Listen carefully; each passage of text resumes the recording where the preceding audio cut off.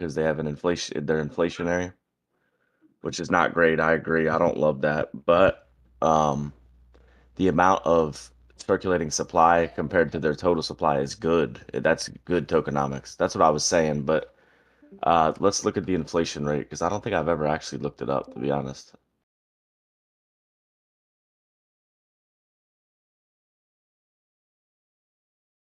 10% Luke, annually. So Luke, that's did you hear me what I was saying earlier when I was asking about that Ethereum thing?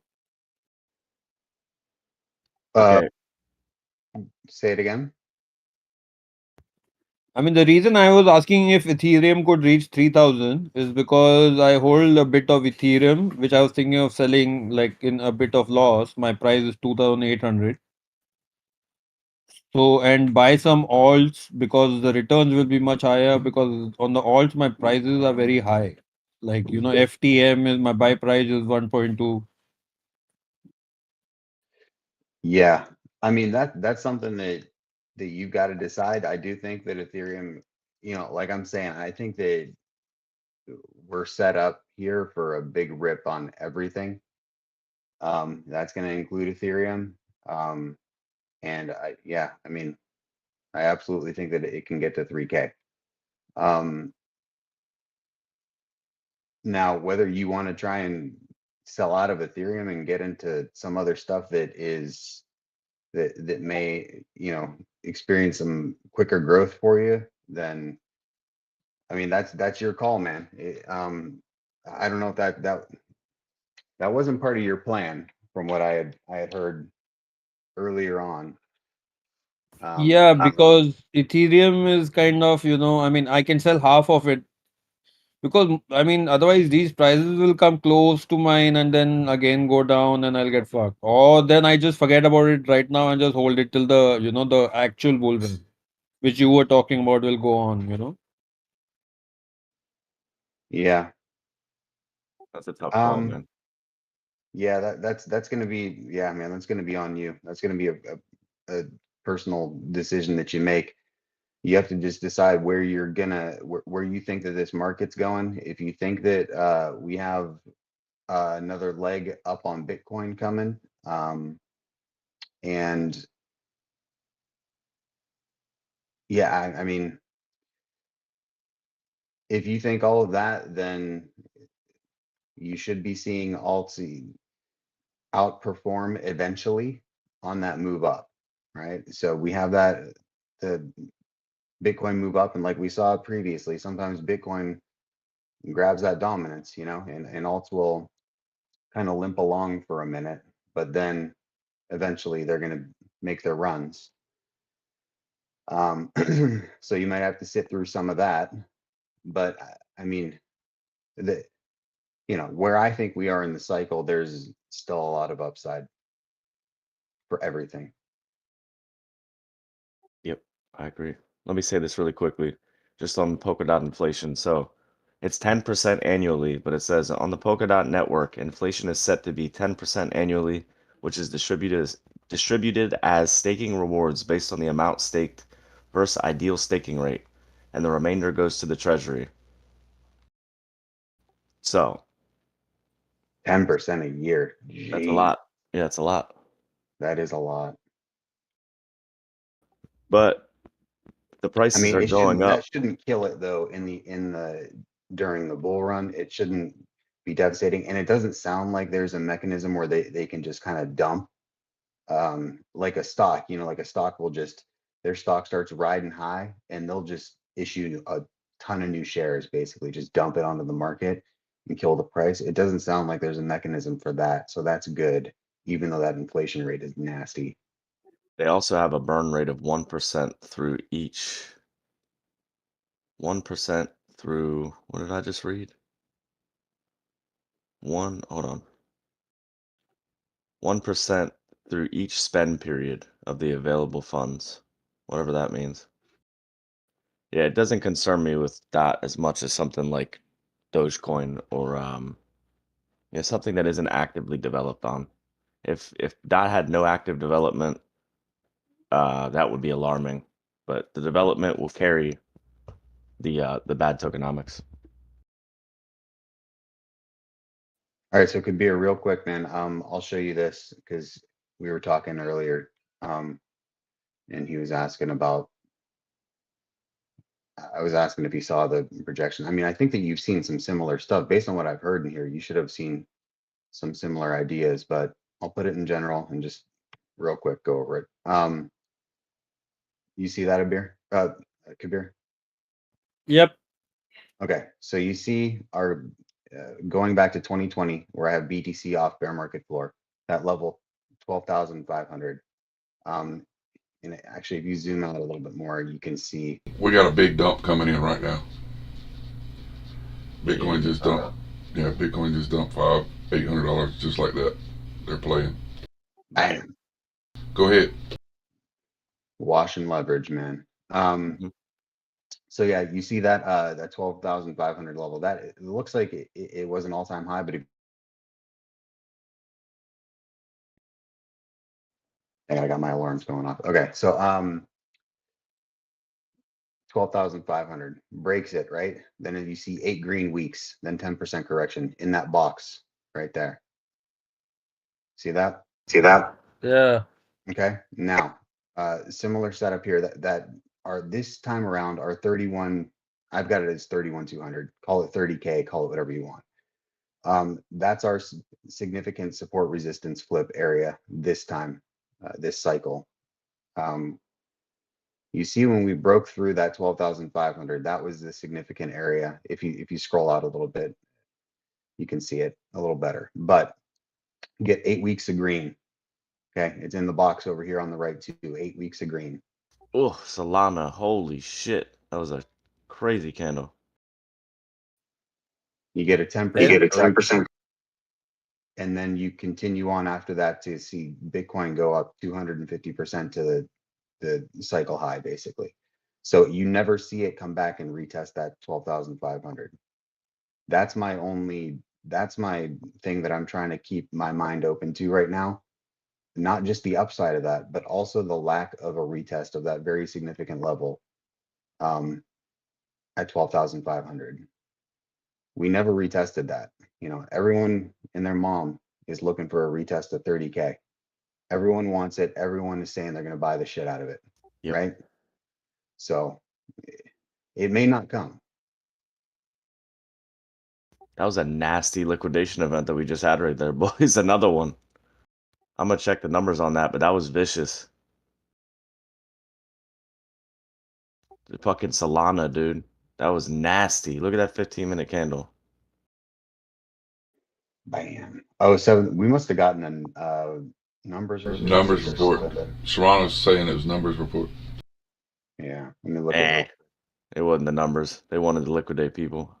Yeah. Well, The numbers, they use these exactly. events to do it. Yeah. Exactly. Yep. It brings the liquidity. Of course, retail sales month over month were 2.2%. Expected was -1. So that came in hot.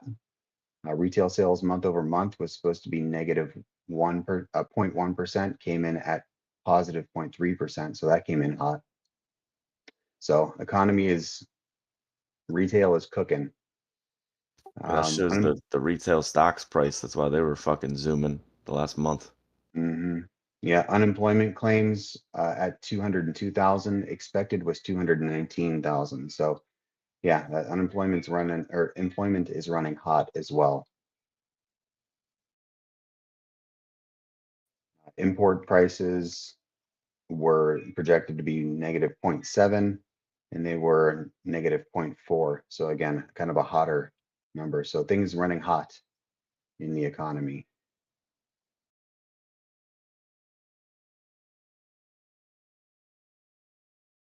You got that was a quick 50 million they just watched right there, long in the last hour. That was a nasty move, man. Nasty fucking move. How many times are they gonna do this before we get out of this range on total 3 is the question. Because that's like 3 times Oh, already. dude. Yeah. That was nasty. Damn. These fuckers use these events to do whatever they want, man. It's so convenient. Imagine being in that position. Oh, we gotta get at least liquidate him. Hit the blood button.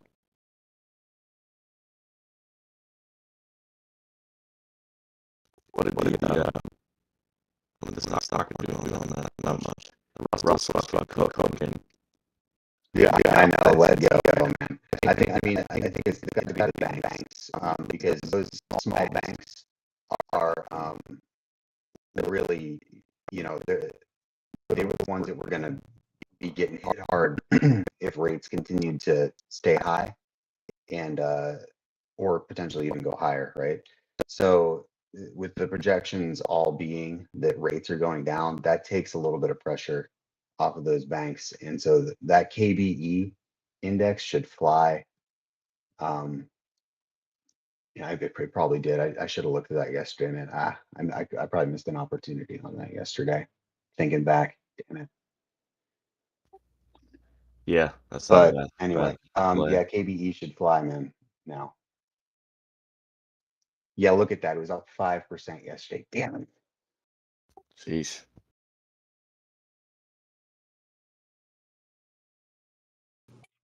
A pretty strong 5-minute candle out of Bitcoin there. Oh, that was brutal liquidation, man. We were just talking about it. Yeah, we stopped like exactly at the bear flag support line, and so yeah, so far we're turning around from that point. But if we fall any lower than where we went, then we're breaking down from the bear flag. Yeah, we don't want to see that. Let's see something here. I know that 42.5 was a big deal, man. And you just gave it up like a fucking bitch. Yeah, I mean that doesn't look good. This thing's playing games though, man. Look at that. So if you just put your fib on yesterday's daily candle, you bounce the candle body is exactly the 0.5. That's at 42 grand. Hmm. I don't know. Just a range, man. That's ugly. You look at the 4 hour, that fucker looks fucking.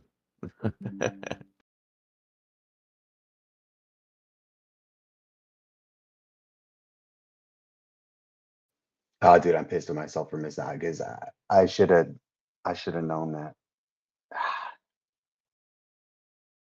You can't catch all the unicorns. That's the way I see it.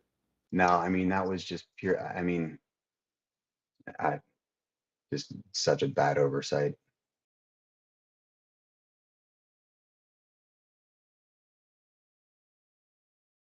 There should still be room though on that play. It's just I'm gonna have to find a spot to get in. Yeah, for sure. Yeah, I was just looking at it. It still looks pretty strong. Solana got its ass whooped on that pullback. That was nasty, bro. You dropped from, let's see that 15-minute candle. You dropped from 71 to 68 in a 5-minute candle. Ugh, that was brutal. And now it's getting bought back. 4% move in 5 minutes on Solana.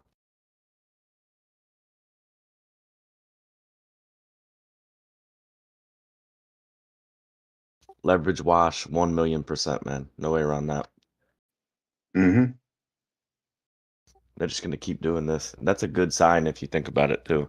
That means there's a nice move coming. Especially since they keep washing this shit down.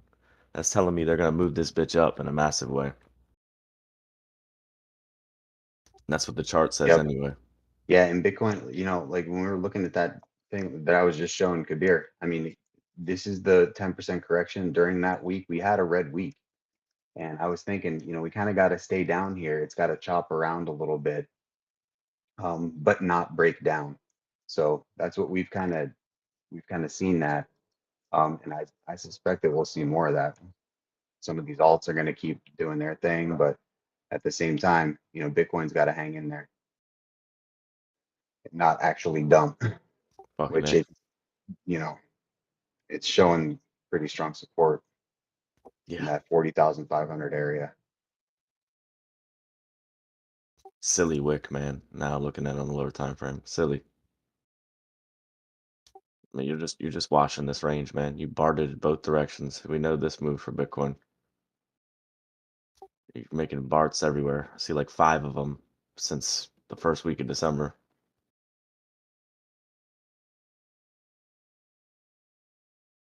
Crazy, I sold 900 fetch. Nice. I mean, just to put in the money on some other shit coins. Good deal.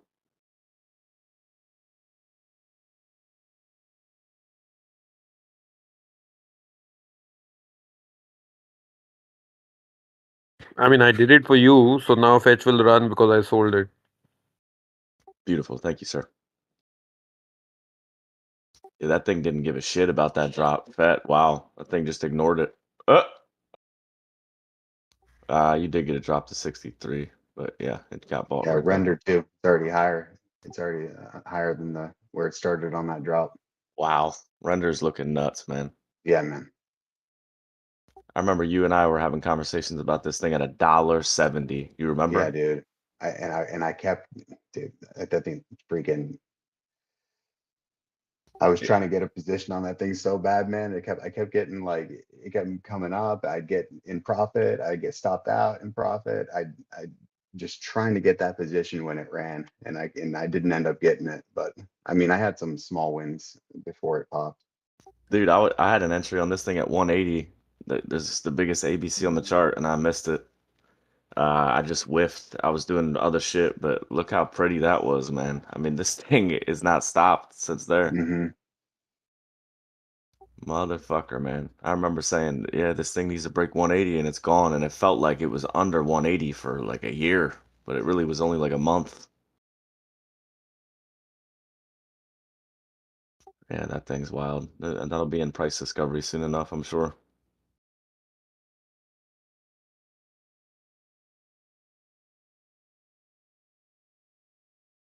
Yeah, it's a good looking chart. Yep, one of the better looking ones. Especially being in an uptrend since June of last year. Incredible. Yeah.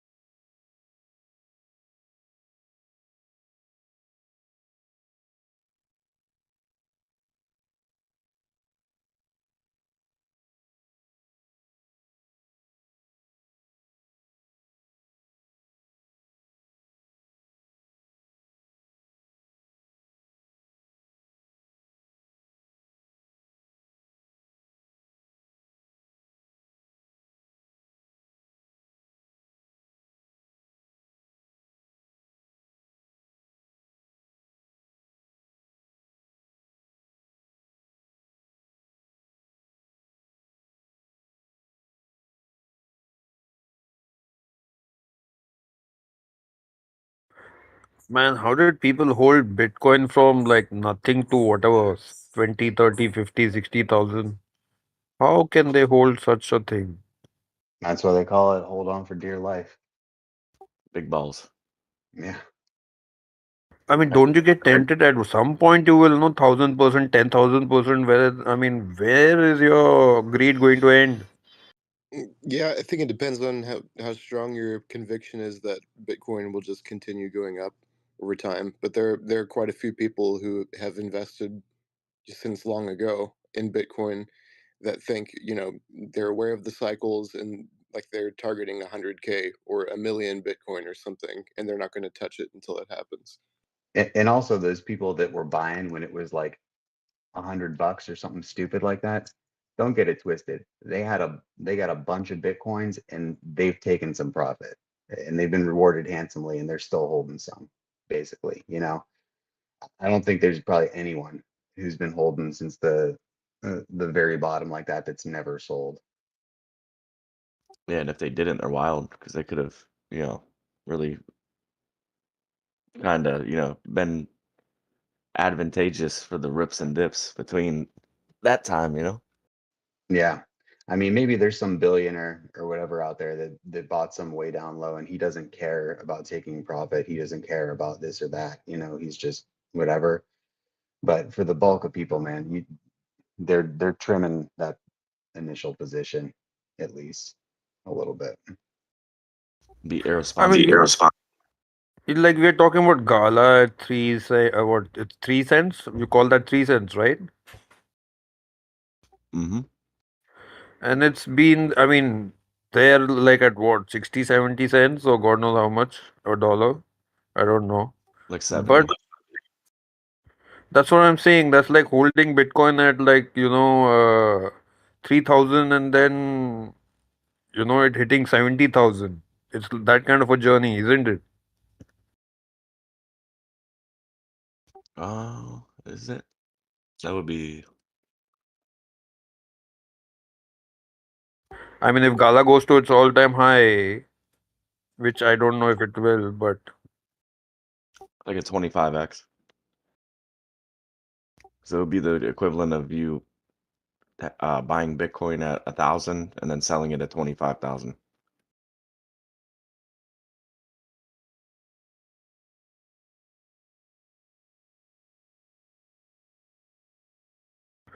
people must, that is still possible, right? People must have hung on to that. I'm sure some people were buying Bitcoin at like, 40 cents or whatever it was.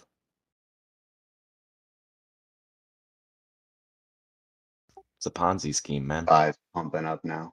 Bitcoin is too. You're back above 42.5. Silly liquidation candle. Hmm.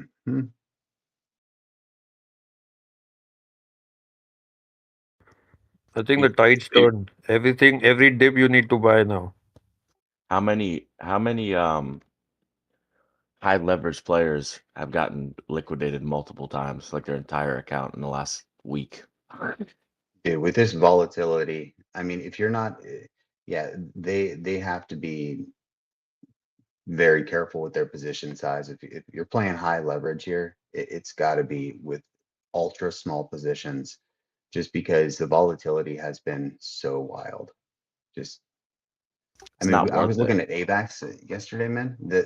And just on the 15-minute chart, looking at the swings, and they were 20% swings that thing was making up and down. Just, Yup. I mean, on the 15 minutes, so it's doing that like intraday, 20% swings. Just, I mean, everybody, you're getting washed on 5x there. Yeah. Yep. Wait, Luke, so if you're saying that, then I can just do trading on spot. I mean, yeah, that's what I'm doing. It's, uh-huh.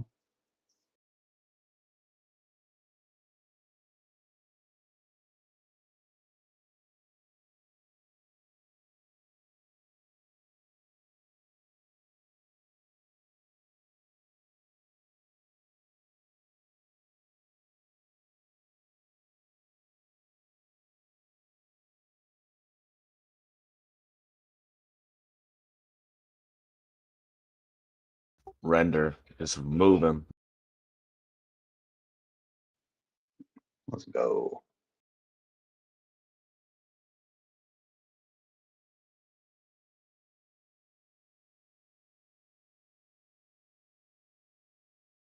That means near must be close by, ready to move types. Near and render are kind of similar, no? Yeah, they both kind of run at odd times. Um, near, it doesn't run when when everything else is kind of, it picks these weird spots to pop off. Like Ada.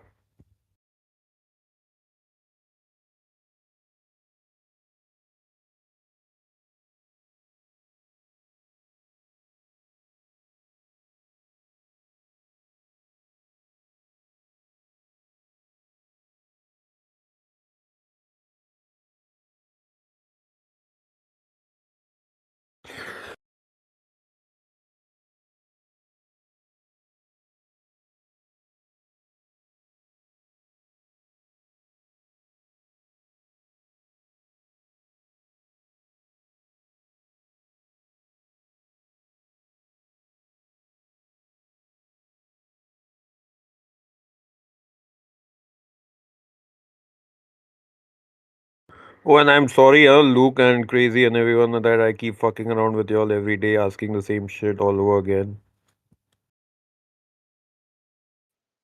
Here I I mean, it was just. in general chat on 11/17. I'm gonna start looking for longer term plays on KBE. Freaking, I'm thinking about looking for longs on KBE soon. The Fed is done raising rates, very positive sign for regional banks. KBE has really been beaten down. There's a lot of potential upside there. Dang it, dude.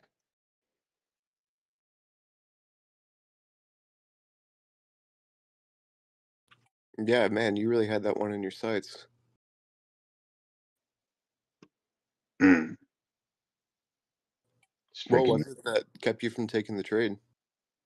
man, I was looking at the chart. I was looking at let's see, that was on November 19th about that I was looking at it. 17, 18, 19. So let me see what I have on the chart here. Yeah, I mean, I think I was looking for it to come down. It had gapped up at that point, and I was looking for it to come down a little bit lower, and then it fell off my radar when it didn't. So, Oh man. but yeah, I mean, shit. Yeah, it was 15% ago, and actually this morning it's gapping up too, so even more than that. Jeez. Percent ago.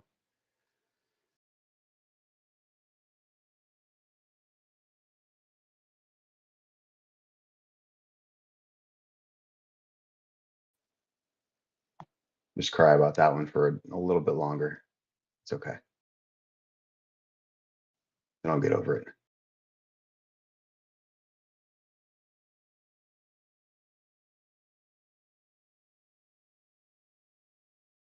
My goodness, Sammy.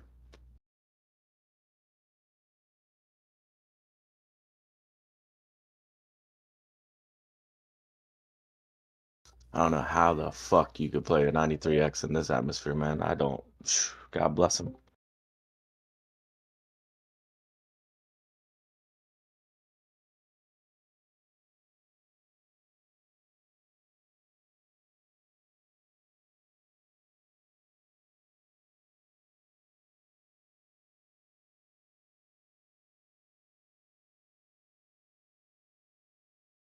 Let's go.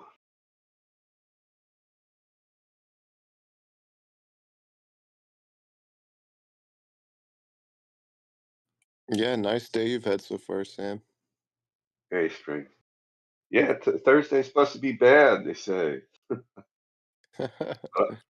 Yeah, I was in moves before that news hit, and it was up and down so quick. Oh my god! But before all that, anyhow. But now I don't know. I still think we got to retrace. I hate to say it, crazy. We're going to zero. Hey,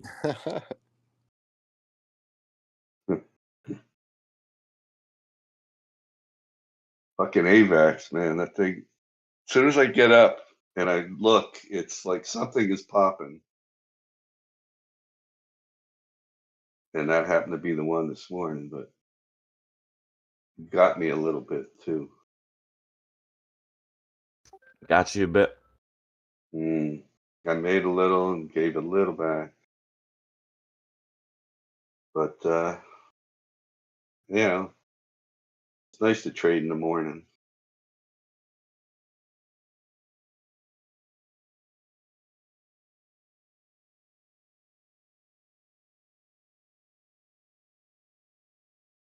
So I don't know. What the hell are those numbers? What's it work out to?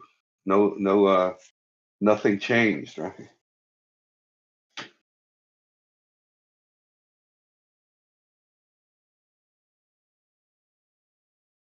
Yeah, but that's not the story. The story is that the projections from which they call the dot plot, which is basically where all the different members put dots on a chart of where they think that interest rates are going to be in a year, 2 years, and everything. So the dot plot showed that no member put a dot higher than the current rate. And going into 2024, all of them projected lower rates.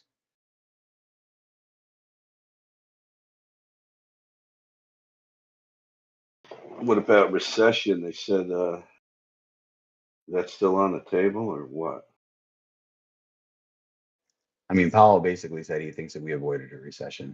He didn't say it, but he said it. What the hell? I'm trying to make a trade on Fem with that. How much did you get on that drop? That last airdrop, Luke? I got like $35 or something like that. How long is this gonna go on, man? They dropped me like $78. Oh, nice. Yeah, I'm not getting as much because of my collaborator status, but so mine's going to get distributed over a longer period of time. But I think there's maybe one more week or two more weeks potentially of that. How much do you have left?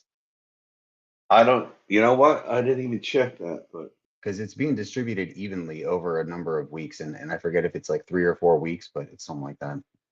well, I think you said we figured out I had like 400 and something, so I took out it's probably two. Let's see, less than half, maybe. I have to look. It's still. I should be able to see that in Yeah, you can see it. staked or whatever they call it. Yeah. I'm trying to buy some Bitcoin here, but what the hell is the problem? Or I don't know. I don't know if I want to buy it just yet. Looks like it's.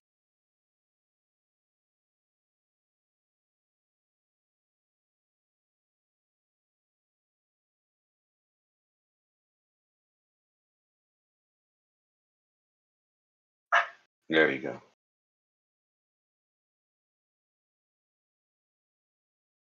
Look at that shit. They brought this shit right back. Mm-mm-mm.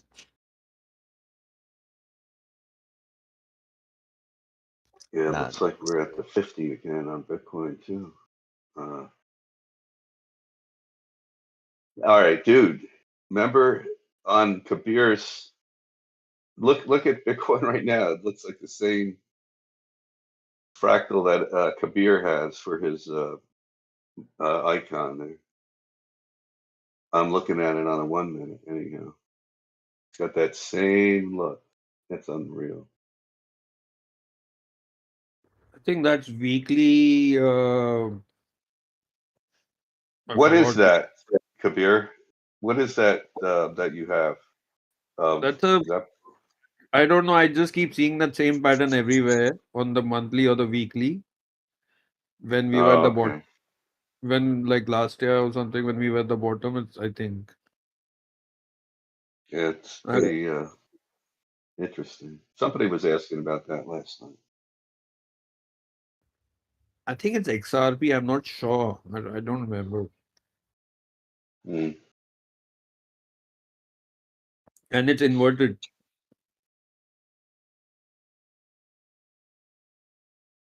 It's inverted, so Oh yeah. it's more like why? Why the fuck did it do this? It's forms of why.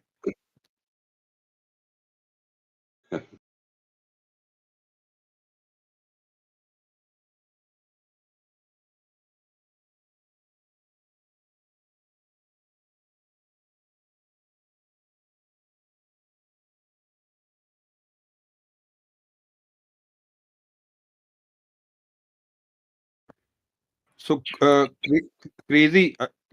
You planning to take any trades or you're already like out of all your leverage trades? Oh, I'm still in a lot of leverage trades. My buys are just pretty low. Some new ones that I entered though, I got in near. Um, Rune I got into, and what was the other one? Sand.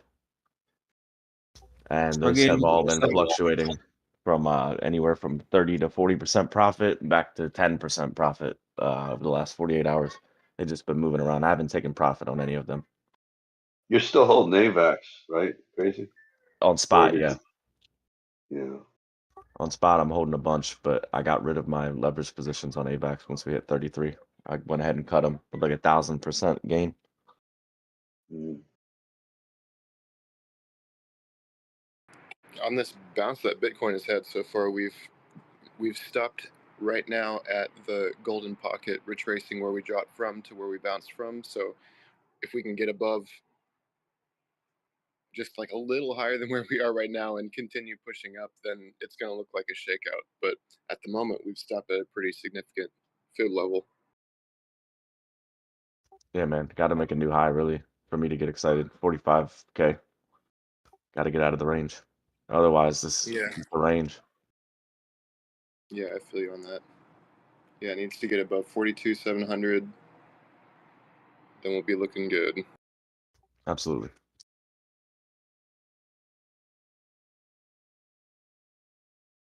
Are your futures market looking good? Yeah. Oh, yeah. The Russell is ripping faces off, man. You're above 2,000 on the Russell again. The Russell looks like it's really gonna. It looks pretty magical, man. This chart. I mean, looks like Chainlink a few months ago.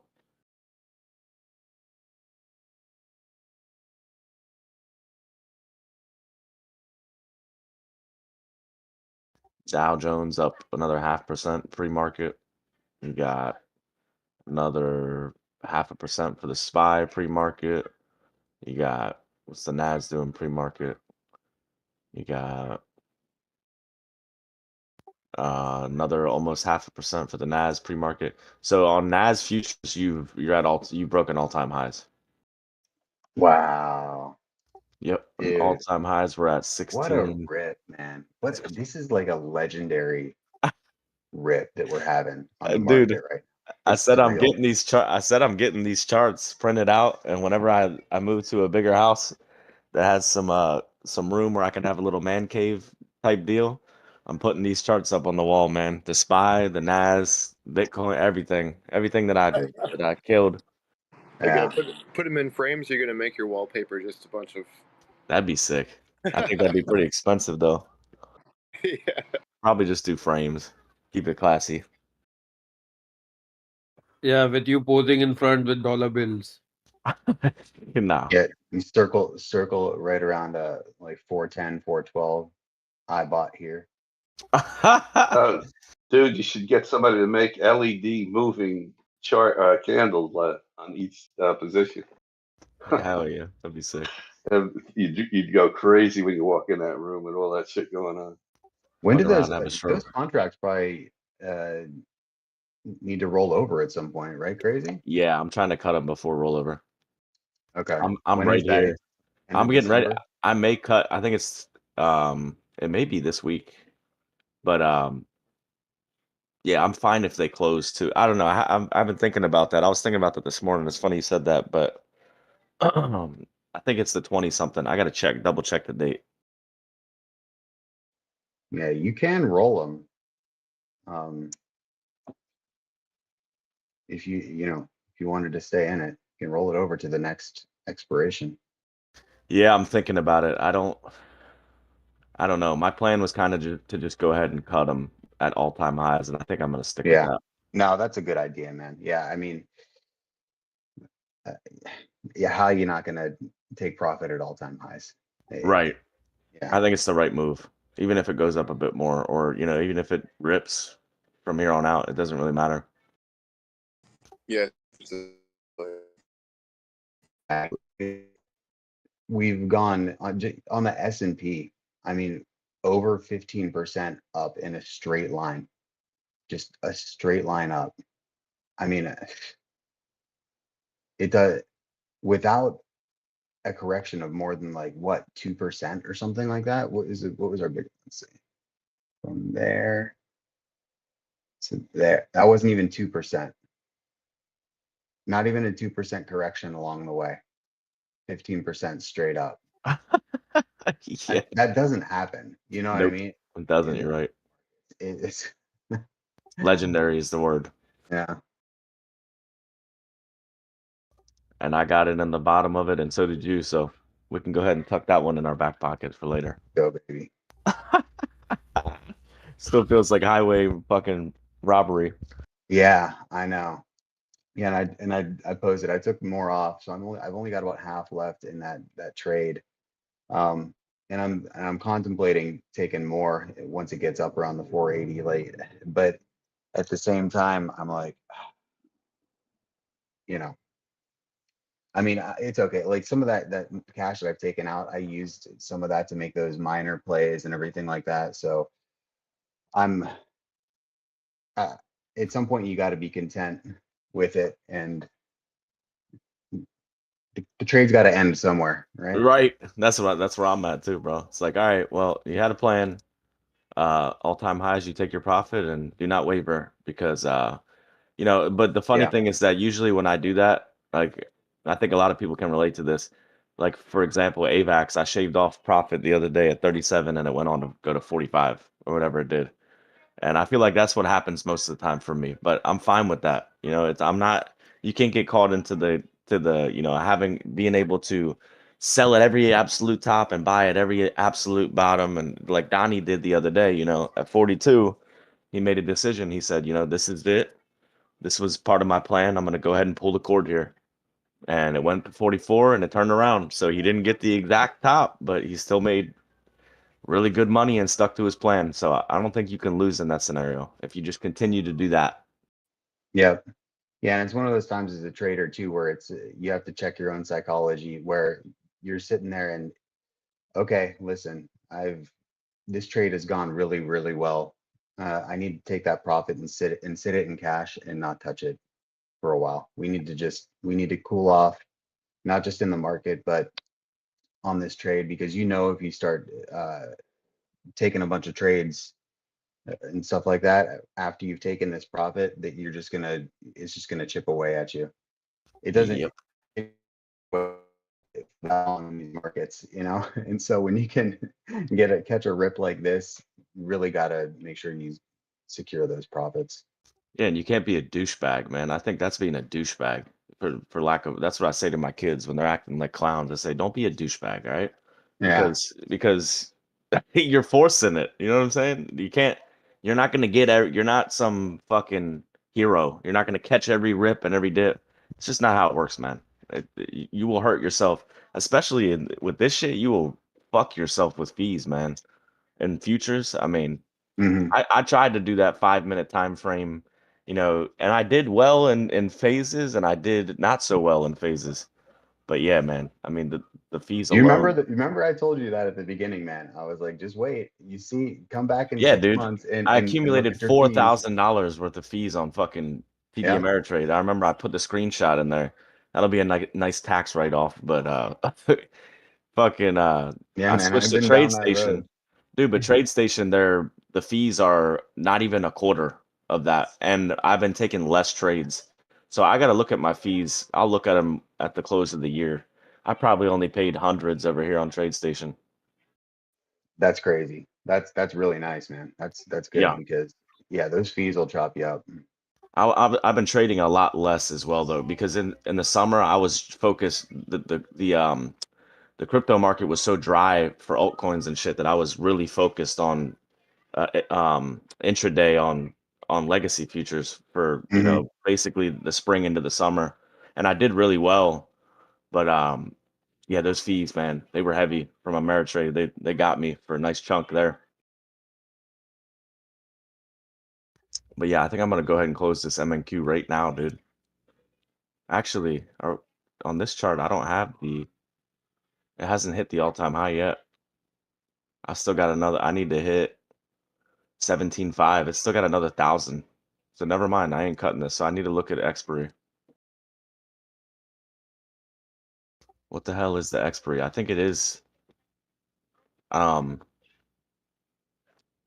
I think it's this week, man. I think it's the 23rd, if I remember correctly. Let me double check. You got like 9 days then. Yeah, yeah, and I don't want to make it close. I'll probably cut it within 7 if I'm going to. Otherwise, I'll roll it over. I got to double check though the date. I mean, the way this thing is going right here, it's doesn't look like it's going to take 9 days to get to that top. I agree. It's all gonna be taxable event because what you do is it rolls over, but it's a sell and a buy too, right? I'm pretty sure. I've never rolled over contracts. I usually just get rid of them, but Yeah, it is. it's a sell and buy. Right? Yep. And then so that's sketchy for me, man. I really don't want to do that. I could, but I don't want to. Not with this much on the table. Crazy, you have such tough decisions to make here. I bought at the low. Should I sell now? It's all time high. I don't know. I'm so confused. Fucking A, man. It must be stressful for you, no? Imagine if you had bought the top, what would have happened?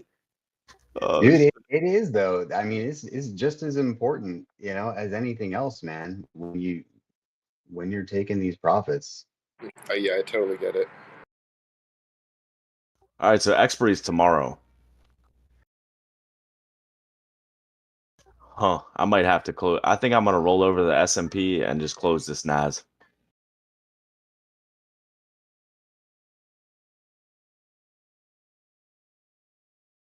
Yeah, we should get some volatility tomorrow then, because that's probably one of the triple witching days. If we got futures expiring, there's probably a lot of other contracts expiring too. Yeah. Yeah, so it's the 15th of December and the 15th of March is the next.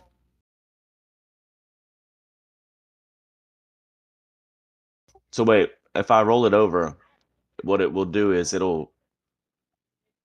the equivalent of me just taking the profit now and then entering a new trade, right? But it keeps your entry should stay the same. I'm not sure though, because I don't know. I gotta look into that. Like I said, I've never Yeah, rolled I these would look over. into it. I never actually, I never actually rolled one of the futures contracts over. So I can't, I don't want to tell you the wrong thing, but Right. I'm pretty sure that it maintains your position. You just have to pay the in and out. Yeah, that would make sense because what would be the point of rolling it over if otherwise you would just be settling? Yeah, that makes sense. Sorry, I've been missing all the fun this morning, man. Get a little bit on the phone. Oh, it's been a lot of fun.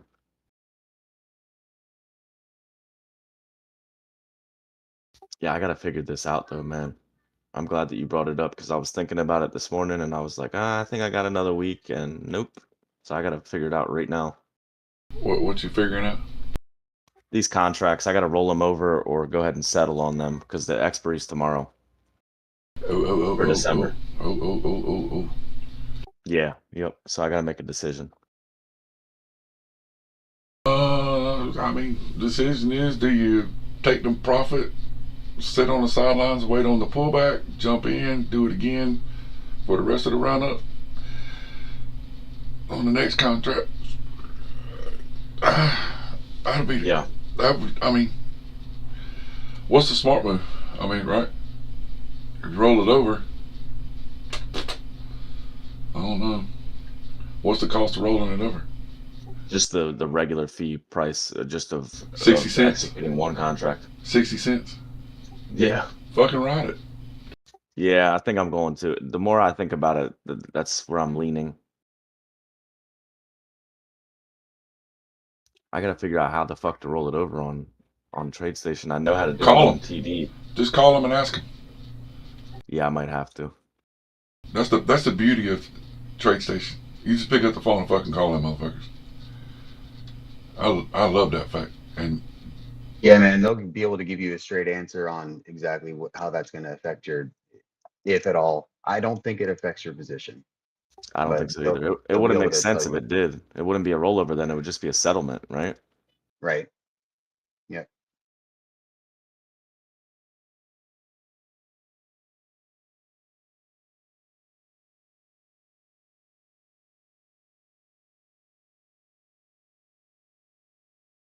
Oh, you know what? I think I remember how to do it now. On the app, it's a little bit more clear.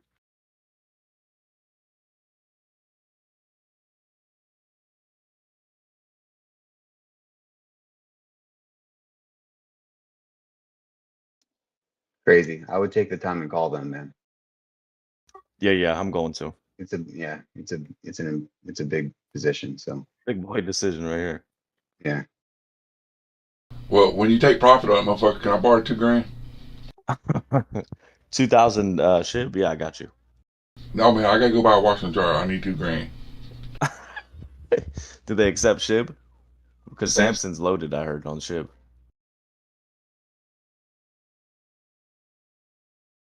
Right, Sammy? Clive says, I'll let you know tomorrow. Yeah, you got it. Clive's funny.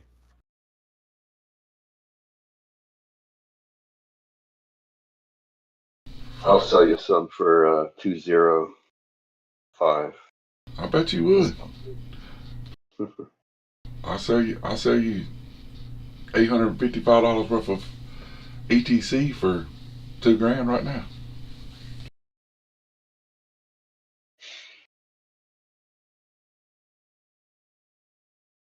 I looked at these little alt bots are eating it, man. That fucking ICP bot. Yeah, you must have loved that liquidation event because that just had your bot going fucking crazy. Oh man, so here's what's cool. Um, when I wake up in the morning, I look at the phone. I had 144 alerts from Kraken overnight. Damn.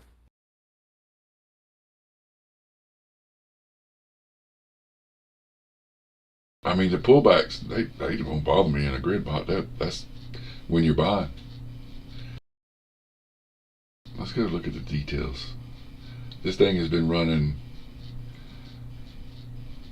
24 hours right now, and we'll see this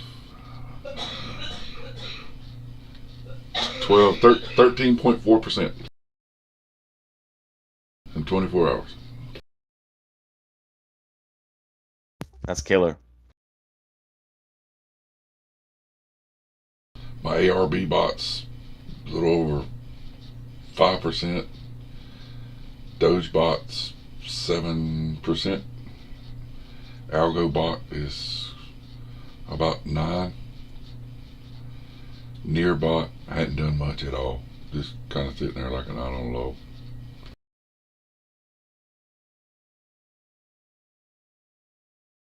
Gala's over. It's up there around the 10% range.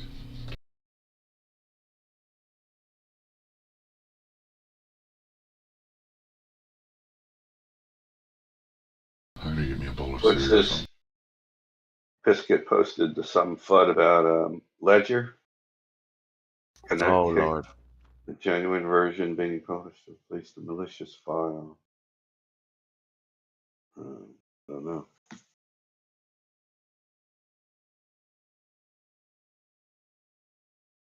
That a fucking Rust chart, man. Nuts. It's on X. I think he pulled it from X.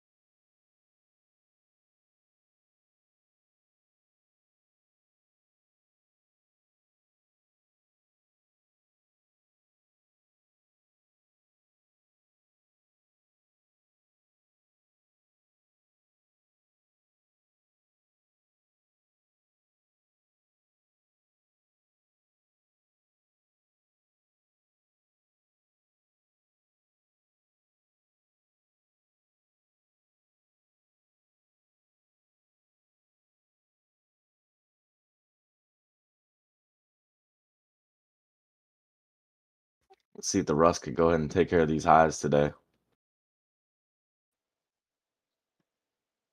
That would be beautiful. Would be Good morning. hilarious. Good morning. Good morning. What's up, Jay?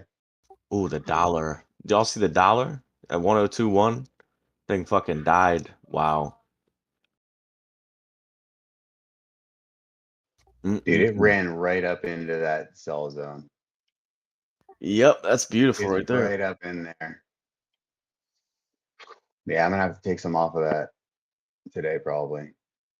I don't blame you. It's at resistance. It looks like Ford's the up Kicking pre-market. ass. Hey, Yeah. That news on the Lightning didn't really hurt it. They were cutting production of it. I mean, they Honestly, killed it. They killed it on that truck, man. My buddy bought one of those last year or whatever. Or yeah. maybe it was this year, early this year. Yeah, it's a funny situation because they're all over the place here. So the news really didn't project. I guess, maybe it's countrywide or nationwide. I don't know, but And then I heard they're recalling all Teslas for battery issues again. All of them? That's what I No. heard. When Think I it'd say be bad. that, I guess all the models and whatever. Oh, it's a software update. Classic. Damn, Samson. It's a yeah, it what? could just be a I'm in a simple Tesla trade, you son of a bitch. it could just You're be like a talking about how simple they're recall. recalling every single Tesla. Well, that's what they said. I feel like when everybody thinks about that, it's like they remember the Toyota recall with the damned brake pedal, where they had to recall God knows how many of them. That was a bad thing. But like, if your batteries are heating up to a temperature and they need to put, a added safety so that they don't obtain, let's say, that temperature, it's not a big deal. It's just a forced update, or it's like, it's basis a recall because there's federal laws, I guess, or whatever, whoever controls that shit implements things and you need to be up to par with them. It's not, I don't know, man. Those Ford Lightning trucks is a perfect example. They had such a hard time with them, but they're all over the place. I see them everywhere now. So they did something right, They lowered their Yeah. price, great. Um, they took a hit, great, but they did what needs to be done, and they're still pushing the trucks out there. So, look at the stock this morning, $11.50 it went up to. It has, to me, it's got nothing to do with with the news. It helps it, but I mean, you know, Luke saw it. Luke motivated me to somehow, just with his comments, to keep my trade. I pushed this trade up to yesterday. I sold yesterday, but great fucking climb. I'm still very happy with my exit, but there was no doubt in my mind, like the formation was like, yo, Luke, this thing's gonna rip. And he was like, yo, Jay, no, I'm talking way bigger numbers. I was like, okay, you know what? I listen. But I still, it's still risky, right? But look at what it did. That's all. So Tesla's gonna dip, yes, whatever. And Yeah. So now you know, that, see, that's what I mean. The friggin' media news is so effed up. First, I heard it was the battery. Now it's the because of the autopilot, more than 2 million mhm. they're recalling. And that was like yesterday. You guys probably heard about it. I don't know. Usually they tell you like certain years, but I don't know. Look at GM. Ford's up at a 3 hours big spot, ago, Jay. GM Up here. cruise executives leave amid. Anyways, I don't even know what the fuck they're writing in these things anymore. It's a big area These. for Ford, man. Right here. Yeah, This is, yeah, I don't blame you for selling right here. This is big SR area. yeah. And it was a cat. It pitched its tail. How much you want to take out of it without your risk just getting more and more serious, I guess. Yeah, man. And like we were talking about yesterday, that bigger move, that's over time. So I mean, you know, here I still have this stuff on here on this I'm chart. very happy with that trade. Like, I bought it at 10, I sold it at 11.26 yesterday, and that was it, man. After hours, I can't do anything, and way too risky to put a sell order on market open. If they drop it, you could go down 10 points, 15 points very quickly. And Boom. There's your Ford chart again. I mean, and that's what I was looking at and I was talking to you about yesterday too. And I know you've seen this 100 times, but just a reminder, you see these numbers happen on Ford. It breaks the neckline, it goes down, finds support, and then look what it does after. I mean, it doesn't come back and retest the neckline and die. It rips, you know? right. So yeah, I should have circled where that we broke down below that support there. But I mean, yeah, that's each time you go up. I mean, but the first time it's at least that's got to be at least be the 50 from the very top at 36 down to the bottom there. And then the time before you almost went up to test all-time highs or local highs there. Yeah. So there's Look a at this morning's lot of move room, man. on Bitcoin and ETH. I literally went into B's Discord and I wrote. So I woke up because my mind was racing, and I was in profit on ETH. I took a position yesterday, ETH and Bitcoin, and okay, we climbed. Bitcoin, I bought a little too high, so I went back to break even this morning. But ETH, I was in profit, man, and I went to general like a smartass, and I'm like, hope nobody got wrecked on shorts. It didn't take 5 minutes. I took my profit, and it's all timing. It's not because I was like, oh, I'm a pro. I took my profit on ETH. It dumped. Well, dumped, meaning it would have taken my profit back and put me in the negative. Is it luck? Yes, it was. It was luck this Yeah. morning. It Hey, you was saw that rue absolute. though that I posted. There was a 15-minute rue on that Did you? Oh, yeah. Well, on and Bitcoin. you know Yeah. what's funny? I thought about you this morning. They came out with a coin for you. Yeah. You It just what? launched. It's called Roo, ROO. Oh yeah. Oh, yeah. It's brand new on I'll have Mexi. to buy a little bit. So Yeah. what are we thinking? This dip is just to clear out some long leverage and then go back up? Yep. Hmm. Because man, that fucking was brutal. It was Yeah, Everything brutal. fucking got wicked out. they've only Yeah. done this shit how many fucking 15 times in this times. range? It's crazy the way that they're brutalizing leverage, man. I've never seen it this happen this many times consecutively in a tight period of time. Because it Bro, seems like you're getting a liquidation event like this once a week over the last month. I was up like 120% on this Cody, just a 10x. Oh, And I'm looking at it. Okay, I was like, okay, here comes 8:30. Here comes the news event. I literally fucking turned my phone off for 2 seconds to make my son some breakfast, and then I fucking turned it back on. I'm like, wait, why is my chart not moving anymore? Like, why is my profits not going up? And it fucking stopped me out. It like came right to my damn entry. I had a stop loss right above, and now it's fucking sitting right back up where it dropped from. It's just like, damn, like these moves are Disgusting. just, yeah. So I mean, this has to be a bull market if it's just tagging people out to then just bring price back up. Makes you want to Dude, punch a hole in the and wall when that shit happens. that's why I'm Man, playing spot right now, Drago. yeah, It's dude. exactly why. I see why, man. This is fucking brutal. Yeah, violent moves for sure. just remember, I mean, for me, I don't know, man. Visual overtakes everything. Indicators, everything. We have a cat, okay? We tried once to do the tail on the 15-minute. We failed on the point 0.5. We came back for lows. We had a Market higher open, by low. the way. Go ahead, Jay. Okay, perfect. In 15 seconds.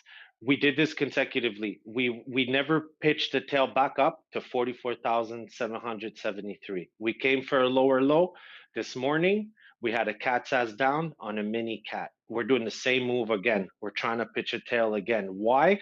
Because the swing to our range high at 44.7 has not been obtained on this move. They're going to keep trying to obtain it. Once that move is done, then it's your reset. Every cat has a reset. This cat has not pitched its tail. In a bull market, which I think we're in, you're going to pitch the tail. That's your step up above your 0.5s over and over. So now this morning you wake up and this shit happens. Thank you for telling me there was a meeting. I wish I knew. Dumb luck got me out of my position. That's it. That's all. That is it. And I'm happy. I only made 16 bucks, but it's 16 bucks. It's not a loss. The point is we're on another tail to try to reach 44, that local high. That's all. That's where I'm at. We've done an Adam and Eve. We came out above the 0.5. We're below it again, but we're holding our macro at 41.56. We literally bounced on it on our dip this morning. This thing's on a mission, man. And I don't know. I just think that I said it myself, shorting is scary as fuck in these areas. I don't feel comfortable shorting. That's all. Man, fucking And SPY. what? 473. Dude, on Yeah, a bender. dude. Holy cow. I didn't even Jesus. see that. Dude, I'm about to just Ford fuck, man. 458. Are I you know, crazy. I joking? know. It's like, dude, I feel like I just need to punch out of this. I'm stressing out. Wow. Wow. I love it. Ford, I mean, I gotta post this. It's unreal. And what's amazing, I don't care to get it right. I care that I'm getting it right because these are champ moves. And if you can nail them, you don't have to nail them all the time. Look at that cat on Ford flipping the 1082 when a couple of days before it was like, yo, if we flip 1082, we're gonna rip. And it happens, and I hold my position. Man, how much more can you ask for? Those are awesome. And I don't get a lot of these where I've held something and actually made $1.26 on $600 US of Ford that I bought. Meaning, imagine how many Fords that is times $1.26 at Hell 10 yeah. bucks. That's 60. I mean, it's not a huge profit, but it's 60 times $1.25. Come on. Yeah, man. Percentage. That's why percentages are important, man. Yeah. Yeah. It's a nice trade, man. hmm And you got your exit point, and if it rips, too bad, so sad. You catch the next one. That's all. It's great. And yeah, it should show me how to trade in crypto.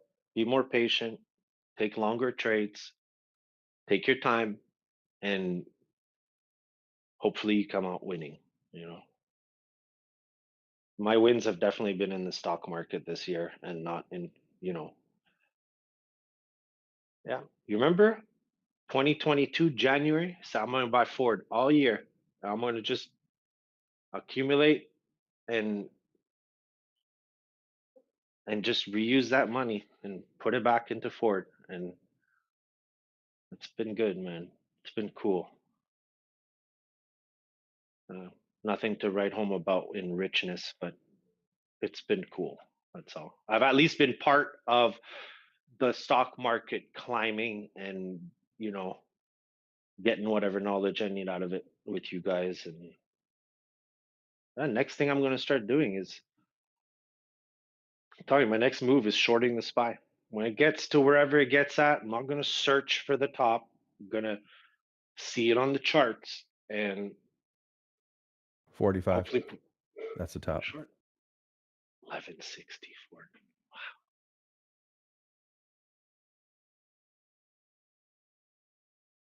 Wow. Unbelievable. Unbelievable.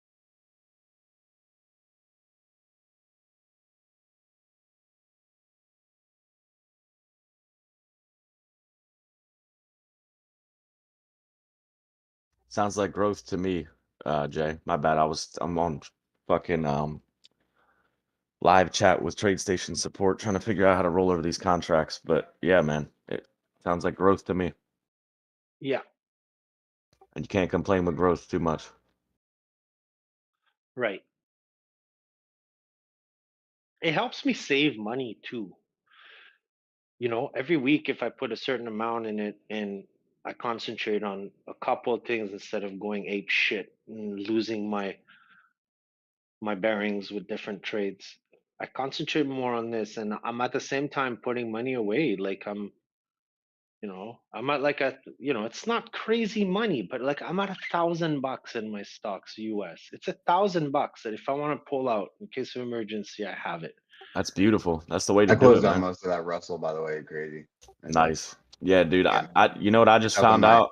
up in my resistance right here. So Guess what I just found out? yeah. This is gonna make me a little upset now. There's no rollover option on TradeStation. Oh shoot. Yeah, that's bullshit, man. That's some bullshit right there. So it looks like my contracts will be closed out tomorrow, which, I'm not gonna be upset at, but I'd like to have the option to roll over because What does that mean? Rollover? I mean, so each contract has a 3-month expiry, right? So the contract for the Nasdaq, the S&P, and the whatever index, for the futures, legacy futures contracts, it has a 3-month period that it's traded live, and then it rolls over into a new contract for 3 months. So the rollover is basically you being able to carry over your entry to the next contract expiry, the next 3-month period. And if you don't, it closes it out and you just settle with whatever, Okay. your P&L is. Okay. So Man, tomorrow is the expiry and I just got in touch with them and they told me there is no rollover option, which is strange to say the least because I know that it was an option at TD.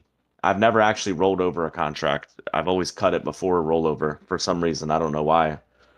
But yeah, I'd like to have that option if I'd like to have that as an option. That doesn't make me very happy. Right. But it is what it is. I was trying to hold these to all-time highs, but it looks like I might have to cut this run a little short. So I'll just let them settle, man. Whatever we end up. Actually, I may cut one early today because I don't know what kind of fuck shit they're gonna do going into expiry. Are there any more meetings this week that we should? So there was one this morning, correct? Yeah, you had a data yeah, I think it release. was the PPI. Was it the PPI today? Let me double check. It was core retail sales, unemployment claims. Oh, okay. This week you have Empire State Manufacturing Index on Friday, tomorrow, right? Yeah, and that is at 8:30, and Flash Manufacturing PMI at 9:45 tomorrow. Yeah, and then next week there's really nothing Oh my too God. big. Really? The core Ford PCE. 1165. Sorry. Yeah, the core It's PCE exciting. is the 22nd. I see that. Yeah.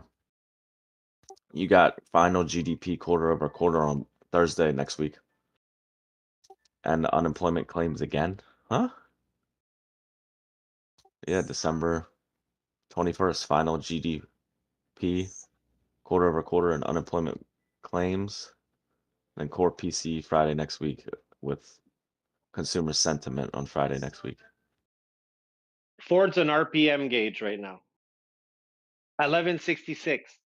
It's revving up. Dude, it's revved up all morning. This thing's like every 10 seconds going up a digit. Like it's unreal. It's got to find a top here.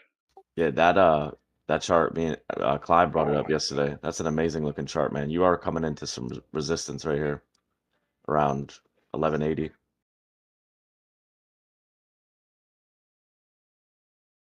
But yeah, I like the way that thing looks on the long term. Okay, now I'm in the I missed out stage. Oh shit. The thing's still fucking climbing. Ah, Yeah, man. I'm not It, FOMOing. Forget it. Yeah, don't yeah, do it now. yeah. It's Dude, all good. I'm gonna shed a little tear when I wipe this IWM chart. Yeah, you were It's a doing your thing beautiful on that. trade, man. Clear this thing off. Fucking A, man. Like you're closing a trade type of thing. It's time. Yeah, dude. You remember here look in general. I'm sure you remember this shit. Remember that one? Posting Yep. that for months. Yep. Oh wow. Sick trade, brother. Fuck yeah. Oh my God. I remember when it went back into that bottoming box and then you said, it's time. And, or was Mhm. it the middle one at that point? No, I think it was the bottom one, No, the green box. I took some off. I took like 20% off at that middle box. Um, because I was expecting we were gonna get a retrace, but we didn't. But yeah, I've got like 20% left in it. I'm just gonna let that. We'll see what happens with that. But That's all right. Oh yeah, my God, dude. 1172. I'm crying now. No. Because now it's like it's adding up. 1126 to 1172. That's like almost 50 cents right there on the amount that I had. Yeah, that's uh that's okay. It's fun. Hell yeah. What do we get into next, Yeah, that's what I'm trying to figure. Like, how long do you mourn a trade? Like, I'm looking at this You Cody chart. don't. I'm like, I gotta get off this fucking Cody chart. I'm not in the trade anymore. I don't want to get in here. I'm up at 7 cents. I was nice at 6.3. I'm not touching. I'm not getting it. Like, I feel like getting back in a trade because you think, okay, I missed the opportunity. I think that's where people get fucked Yeah. when you're trying to like.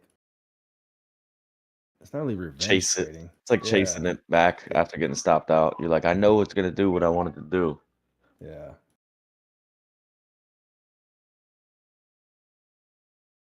All right. Short-term memory, right? That's what you gotta have in this fucking game. Yeah, and it ain't like it's the only thing out there either. Remember that. So Yeah, that's true. you got plenty of other things to jump in on. I was like, okay, man, I'm up $70, and then the fucking got stopped out, made $5. I'm like, That's God damn. deflating too, because you've been in that for a little bit, dude. I hate that shit. I've been watching just to make you feel better. I've been watching my P&L chop like a motherfucker over the last week, man. There's been 15 to 20% swings on my P&L Mm. back and forth over and over again through this choppy shit.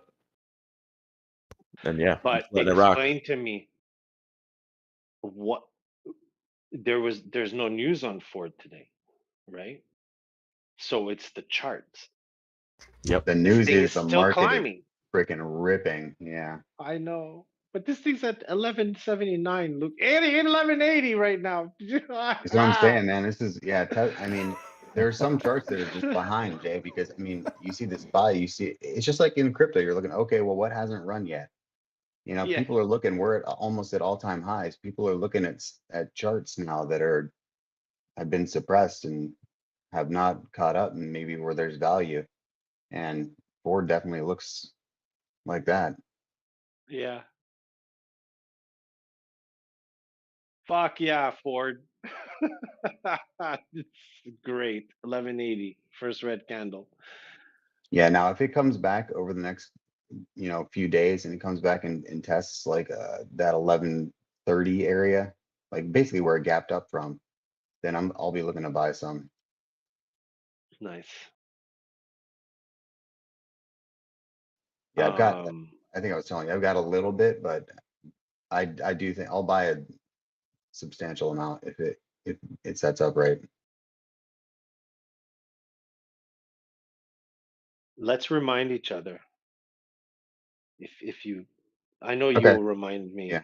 me. Definitely will as well, but I know you're on top of your shit. I have short-term memory loss, but probably not for Ford, but oh, that was a good rush this morning. I love it. Love it, love it, love it. This thing wicked a tail. And what could just be the beginning of a tail, but it's such a movement from 1082. It went up a buck from 1082. Wow. Hmm. That's what I see on Ford. You're hitting that trend line. You got to break through that around 1180. Looks like it's testing it right now. I think it's gonna blow right through it though. To be honest with you, I'd be targeting somewhere around 13 bucks. I think I think next week, yeah, I think you're right too. And I think Luke is also right though. And if it does have that retracement, I think I'm just gonna put like another $1,000 in for it. I'm just gonna start going stupid on it. Nothing wrong with that. That'll be my first installment, and then I'll wait. I'll wait a couple months, and then I'm just gonna see if there's a lower retreat, maybe into the single digits. And then if that happens, then I'm going to plan my second buy. I'll double that buy. I'll put, I'll be at 2K. I'll put another 2K and I'll leave it there. Because my first year of experience through Ford has been positive throughout a like a pretty big range. I've survived and I've made the profits on it. So then I'm very familiar with Ford, and I would hate to lose that momentum that I've picked up in my brain with it. It was kind of like with AMC before they did the split. I was really on top of my game, and then it just didn't work. It didn't work. Look where it's sitting at now, and I realize why it didn't work, because it did what I thought it would do, which is, if you really look at AMC right now, it did the split and it pushed into the double digits, but the double digits were the same as the singles, meaning it had to stay above $1 in the stock market to be able to stay in the stock market. And they did that, whatever you call it. Is it a not a reverse split? It's a reverse split, right? Mm-hmm. And then if I'm not correct, please correct me, because I'll forever think that it's a reverse split. That's a reverse split, right? When it's like at $10 and it goes to 30. A split Um, a split would be they split it. A reverse split would be they yeah. Yeah, they do a reverse split to bring the price up, and they usually are only doing that because they're falling down below $1, and they that's need their right. stock price to stay above $1 in order to continue to be listed on the on like the Nasdaq or whatever. So Perfect. yeah, So that's exactly how I'm seeing it. So now if you look at AMC, the damn thing is sitting at 71 cents, not $7.19, which means it would not have survived in the stock market, and Hell it no. would have been a penny stock by now. Yep. And and that is what I mean when I say it would have fucked me to continue charting it, because everything after the split looked like a rip on the chart. Had you been bullish on that, you would have continued longing it. You would have gone absolutely decimated, because the price, no matter what, went back to what it would be if it had stayed on the chart without the split happening. And usually, like high tide, I don't know why high tide does this, but high tide reset its chart on the split. It didn't stay the same chart. It was a new chart. How? I don't know, but I know that it's true. Maybe they added a V to HITIV, or they did something like when that bank went down and they renamed it with the same name and they added a something at the end of it. I don't know, but AMC definitely didn't do the same thing. So I don't know how these things work, man, but it's like Tesla's chart. You can't go chart Tesla at 1,000 something. It's not realistic. unless they did the split, and it ends up that your $1,000 or whatever it was at in that range up there is the top of your right ear, and like in 3 years, that's your target. I don't know, man.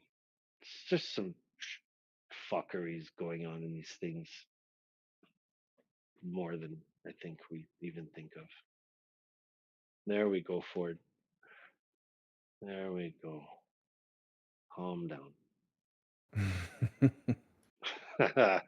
Dave was like, "What's up, Trago? Why don't you What's up? talk a What's little up? bit?" Man, I'm getting reports ready, man. This has kind of been my Achilles is this morning push. Every morning I start looking at the charts and over it charting and shit, and I can't do it when I got like deadlines and shit. So just listening for Hmm. sure. Okay, no, don't let me influence you, because your work and your deadlines is number one for sure. And this is all just entertainment. That's what it should be. I mean, yeah, one thing I'm looking at forward, I'm looking at the money flow, um, and on the weekly, we're still in the red, but we're about to curve back into the green. And I'll post what I'm looking at. This is a That's weekly chart on crazy. forward.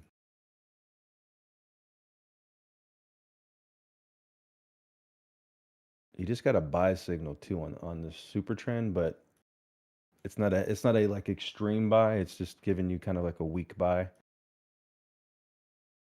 And yeah, so with Ford, it hasn't really crossed that threshold. That money flow hasn't crossed above the zero line just yet. So this could just be a move to maybe recapture some of this drop. And then, like you're saying, it may continue down, especially with the SPY being where it's at and the Dow breaking all time highs. I think at some point we're going to see a little bit of a retracement. And if that happens, I'm wondering if, yeah, Ford takes another dip, you know, to like you're saying, back to the sub, maybe like under 950 potentially.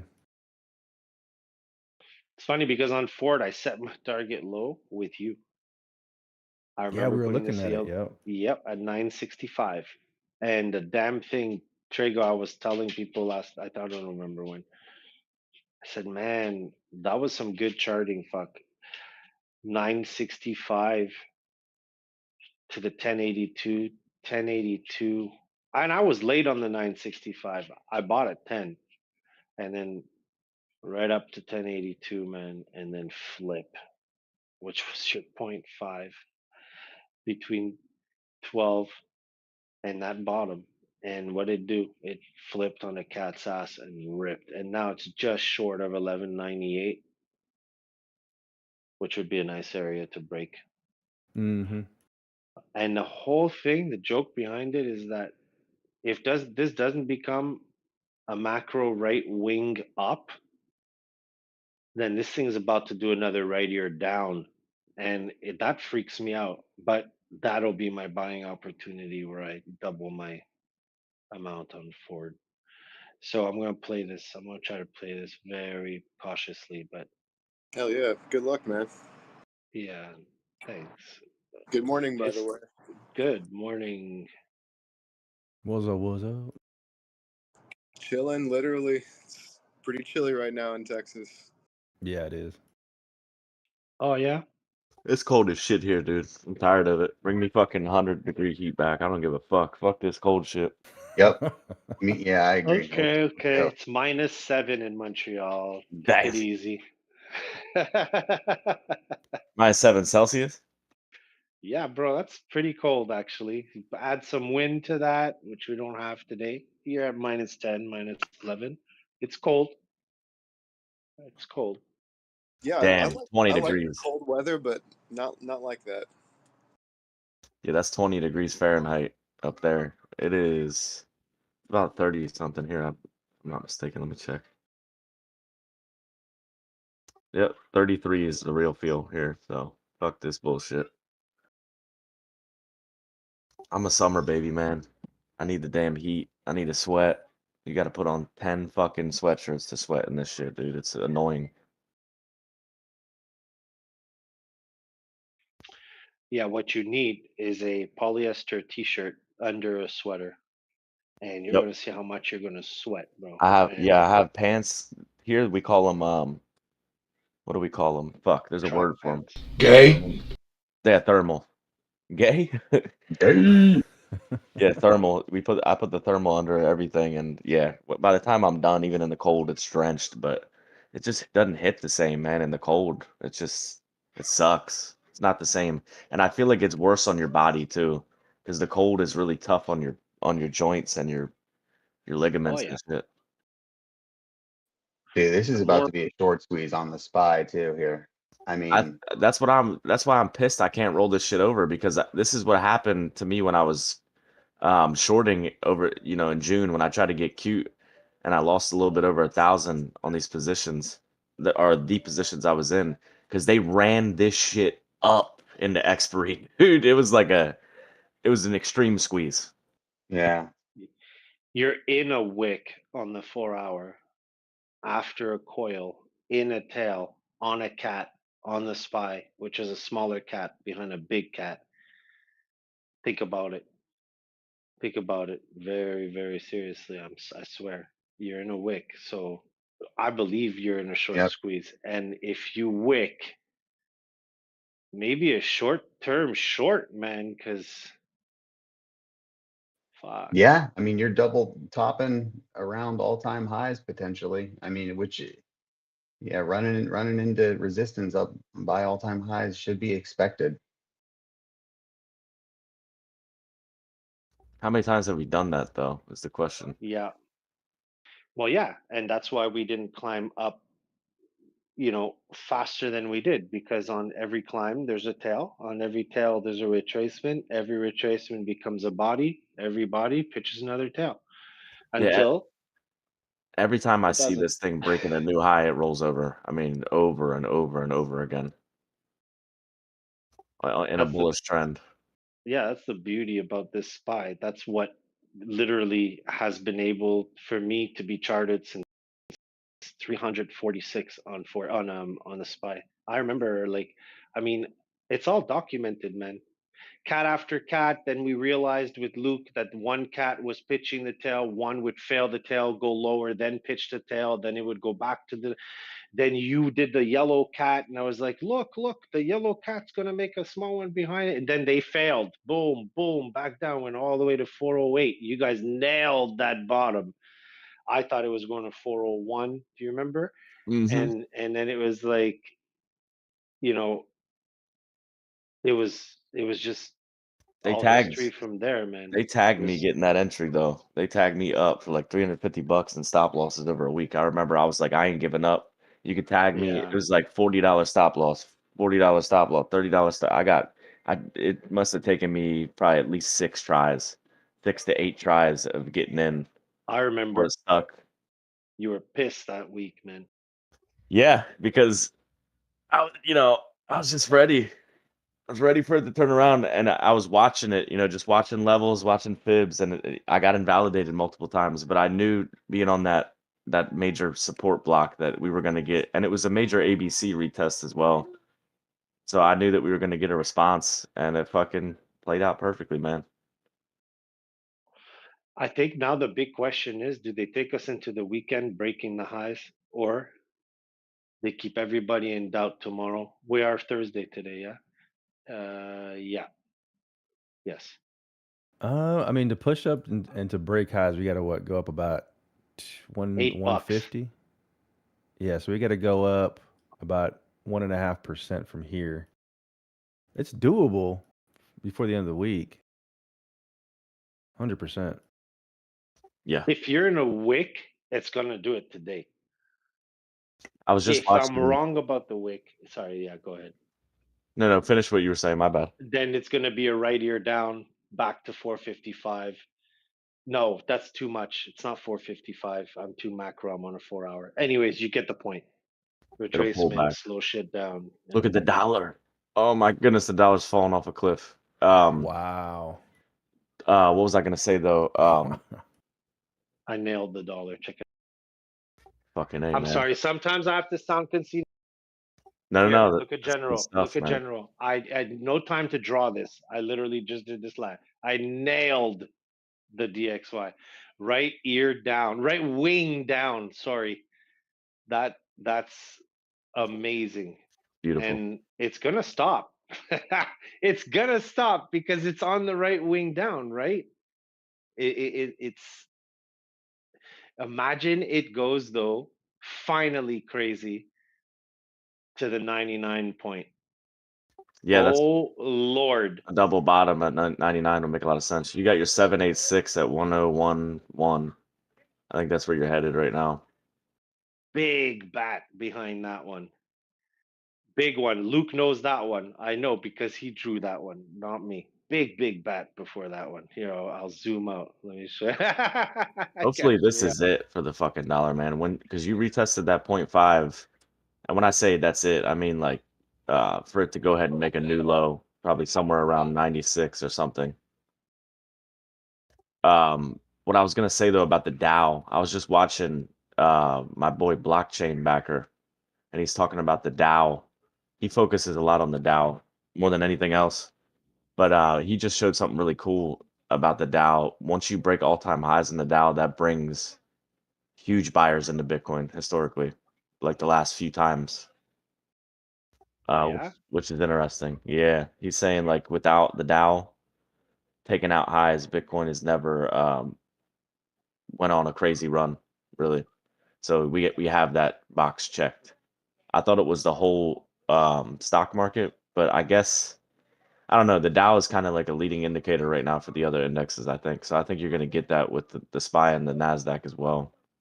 But it's good. It's a good thing for Bitcoin and for the crypto market. You know, people love the headlines will read Dow Jones all-time highs, and then the SPY and the Nasdaq, and you know that's when the retail will FOMO in, I'm sure, and then get dumped on, I'm sure as well at some point. Mm-hmm.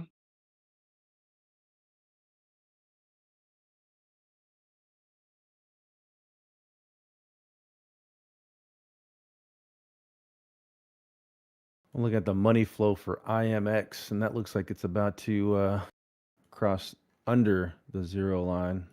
So that one might be ready for a short. That thing's been on a tear, man. Yeah. It's got to gas out eventually, you'd imagine. You know what's interesting? Even the SPY, September 27, 28, 29, 30 hits its bottom, bounces, comes back, sweeps the low ever so slightly on October 12th, and we never saw a lower low again. So even in the SPY, you can see that. I wonder if I should go back and look at this on certain things. Maybe just this year there was a correlation to it, but yeah, because on a quick thing here, I can see that there is no correlation to it. October, no, never mind, never mind.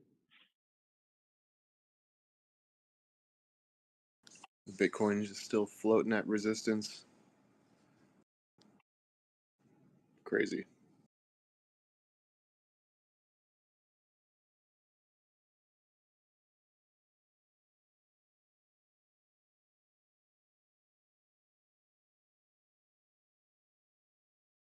Yeah, man, that fucking 4 hour on Bitcoin looks dirty. You Yeah, we're did. chilling right now at the golden pocket resistance, retracing where we dropped from to where we bounced from. It's right here, golden pocket. So we get over 42.7, things start to look a little more positive for reclaiming the drop. But yeah, if we just stall out here and start to bleed down, could break this bear flag to the downside. Looking at like a 15-minute. Mm-hmm. I wonder how many people got trapped short and they got all excited when Bitcoin like got down to like 41.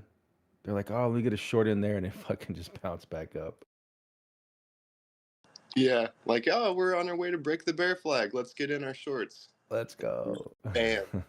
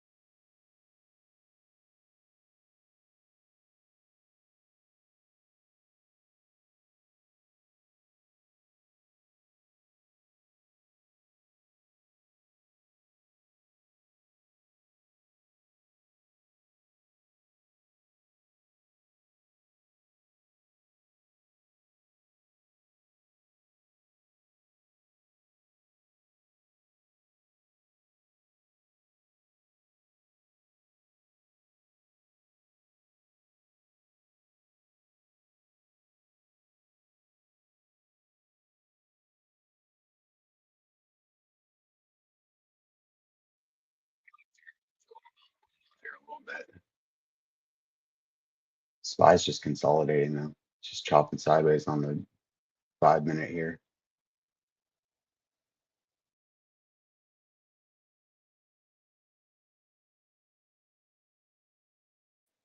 Tesla, come on, baby. Algo pushing. Ooh, Algo looks good on the hourly. That thing looks like it's gonna break out of here. Oof.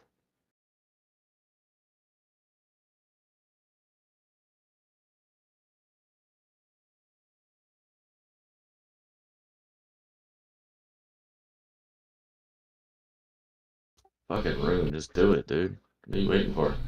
So there's your layout right on the shorter term.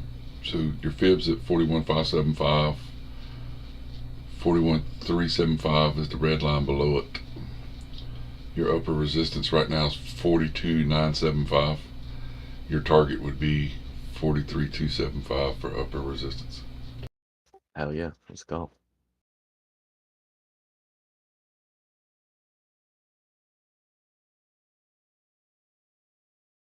Gold getting a candle on the daily. Huh, that thing has been a mess.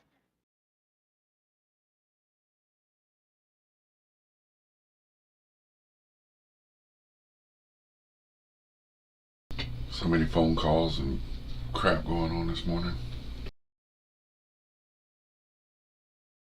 Everything good? Well, it's just where, I turned in my resignation, just finish up phone calls, stuff like that. Gotcha.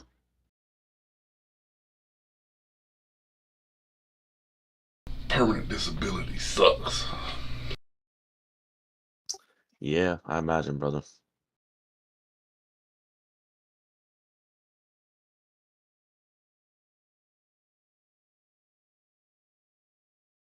It's the hand that was given to you by the creator, though. Remember that. Everything has its reasons and purpose. Yep.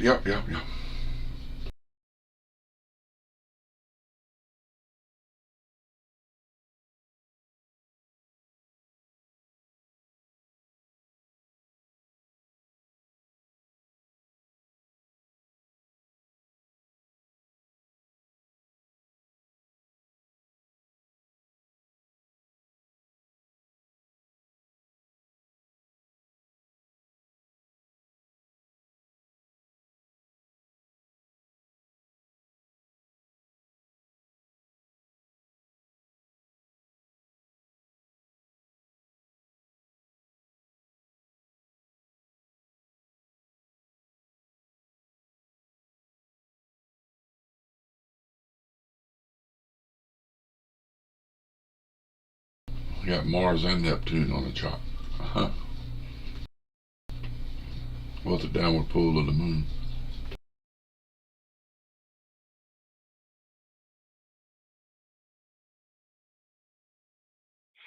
I want to know where those two suns are, or the one sun that they're talking about that's behind ours that's causing a halo right now. These motherfuckers. Where is that? It's not I on your saw chart. that. I saw that shit, dude. Yeah, and if it's not on your chart, Donnie, then it's not in the sky. Think about it. It would fuck everything else up on that chart. Things to think about when there's conspiracies going on. But I did see that halo a couple of times while I was in Florida, and I literally told Jay, isn't it weird that if you think about it, there's got to be something behind the sun to cause that halo, It's definitely weird, man. right? I've seen the scientific explanation for the something to do with water molecules in the air or something. Yeah. It's like the fog, like if it's a foggy day, right? You go outside and you look at a street lamp, it's got a halo. Mm-hmm. Mm-hmm. Mm-hmm. So that's just that's something not behind it, but in front of it. It's that. Yeah. Oh no. But if you like, if you just shine something behind, I mean, yes, I'm on the same page as you to start, but it's just the average person will be very convinced with what media shows them when it comes to shit like that. Yeah, yeah, Yeah, I, and it's I so agree. believable. Yeah, There's always a believable explanation, even if it's incorrect or correct. That's why I just question everything. Maybe to the point of, like I said last night, to an unhealthy point sometimes, which is, I think, I don't, I'm accountable for it, but I don't see, I mean, how do I say this? Over the last few years, what we've seen, all the lies that we've been told, I think it's an honest reaction to question everything. Got to. Yep. Dude, it's Tesla time, baby. That thing is still, it's making new highs right now while everything Uh-oh. is still chilling. Let's go. Let's get it.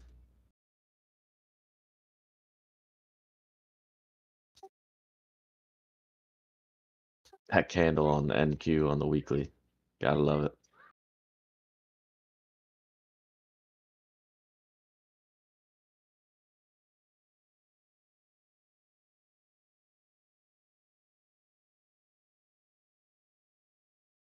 I'm gonna say her name again, but the 5 minute for Cody looks like it's getting bullish again. The money flows curving back up to the upside. Momentum oscillators are as well. Still a good looking chart, man. Mm-hmm.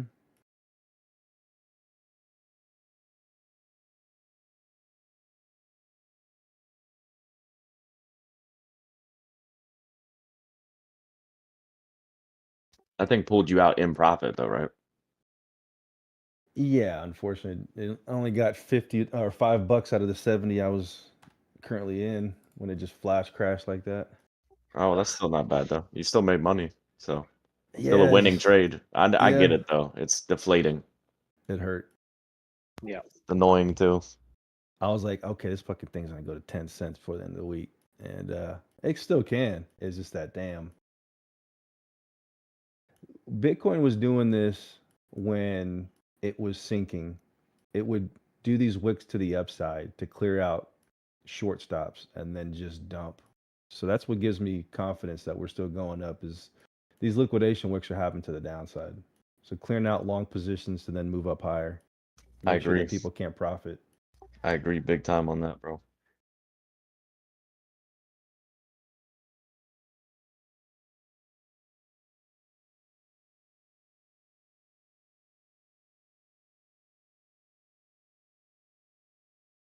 It took a little long here.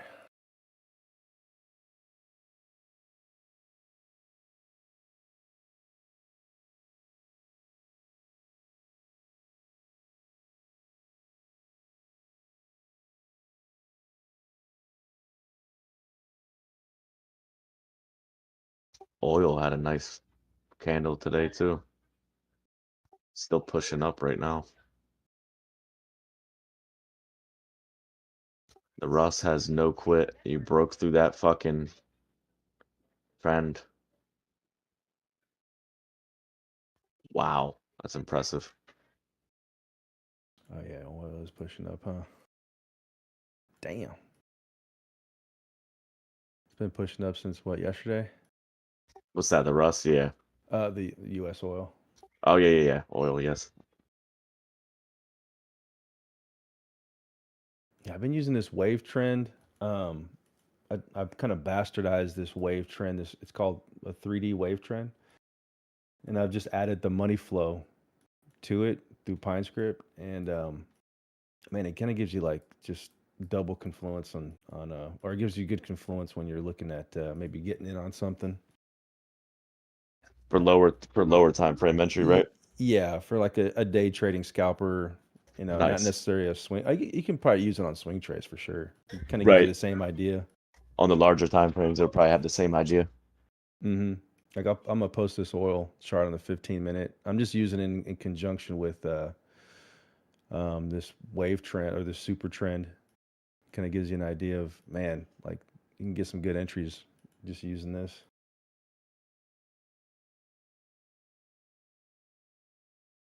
Wave trend oscillator, you said, right? Yeah, here's the U.S. oil on the 15 minute. Damn, that's a cool looking fucking indicator. You see, like you get those higher lows. The wave trend gives you those higher lows, um, right in the middle of the chart, and then right when that money flow, which is the thicker area in the middle, so you have like that thick red area, and then right when it flips to green, you see we start, it starts to move up, That's and sick. then you get more confirmation when the wave trend also goes and flips above the zero line too. It gives you kind of a stronger direction. Same when you saw it dip too. You saw the money flow come out towards the top, and then the wave trend followed as well, and you got those nice candles down. Kind of reminds me of Market Cipher a little bit. Oh, just a little Yes. bit. Yeah. It looks cooler though. That's awesome. That's really what it is, man. It's the market cipher. Just you get more confluence because then you have these slower waves that are. You have the slow wave, which is that big oscillating wave that's going up and down the chart. And then you have these faster time waves. So it's a better version of the market cipher B. More simplified, it seems. Mm-hmm. Yeah. And then you get these overbought and oversold zones. Those bars above and below. I think they're sitting at 60 or 70, 70, 80, and negative 70, 80. So when it crosses that, you can consider it oversold.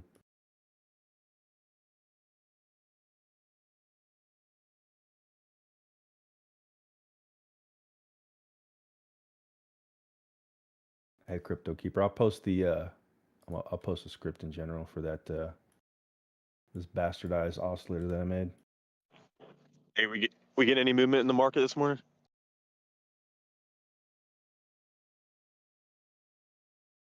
Little dip and then equilibrium.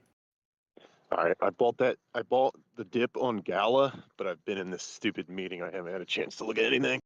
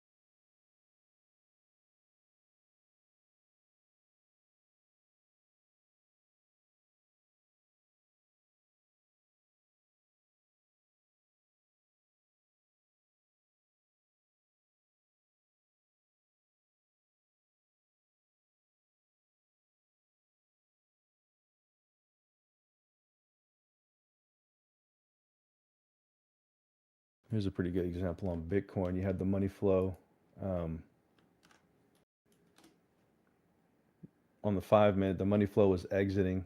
Again, that's the thicker area in the middle before it really took a dump, and the oscillators were kind of also curling to the downside. And then when two of the three oscillators dipped along with the money flow and it dipped under the zero line, that's when Bitcoin took that shit from that 43,200 area to wherever it dipped to. Is that picture present, or What's that? is that picture you just put? Is that the present chart? Mm-hmm. Yeah, that's the current. Yeah. Current chart. Okay, Yeah. so we're in the same move we were in before.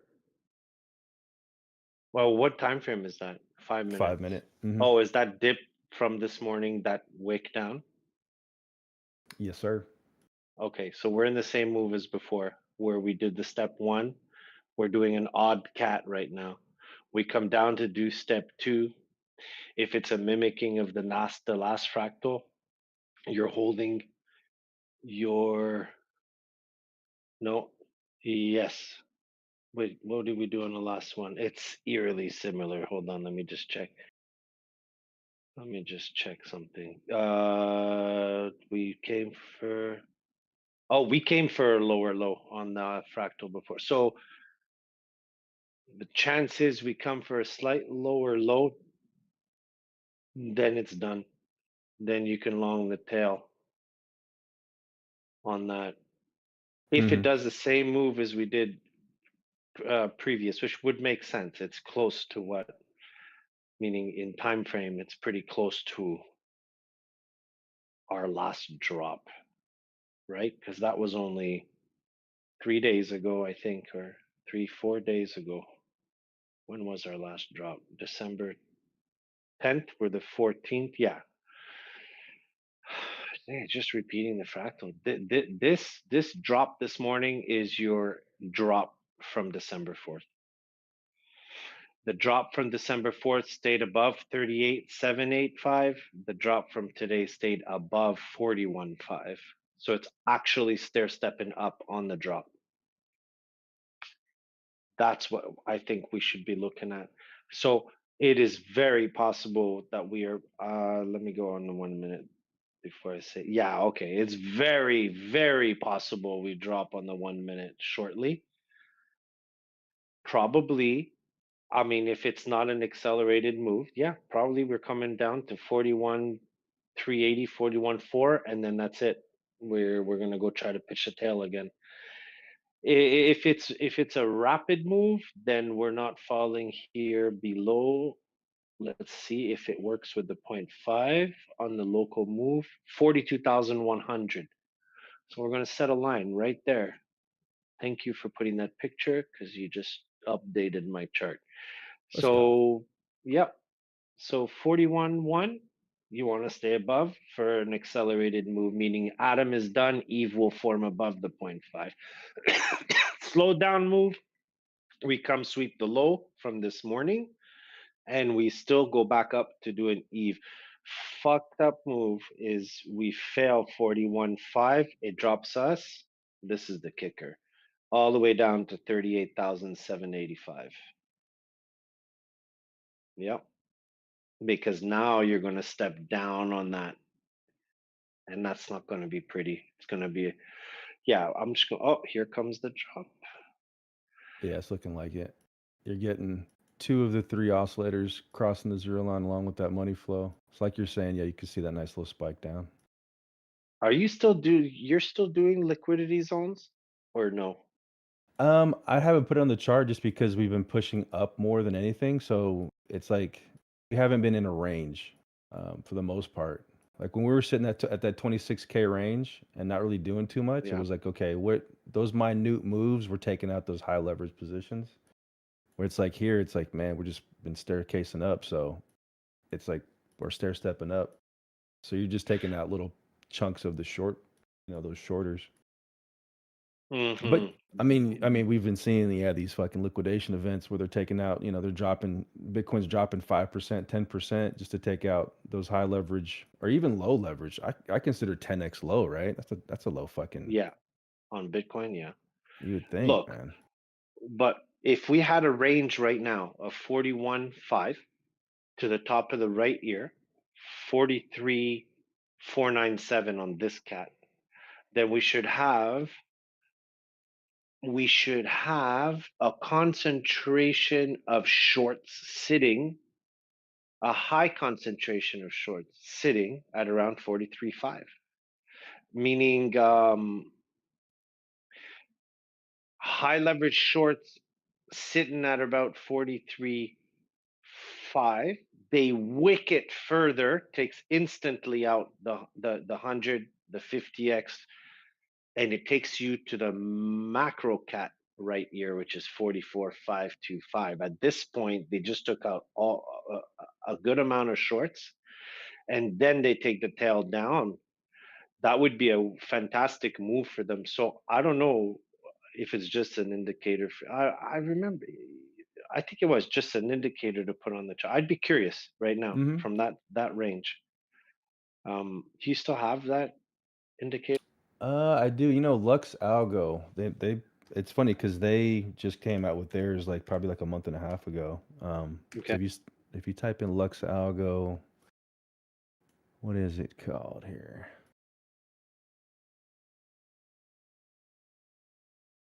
Is it liquidity levels? No.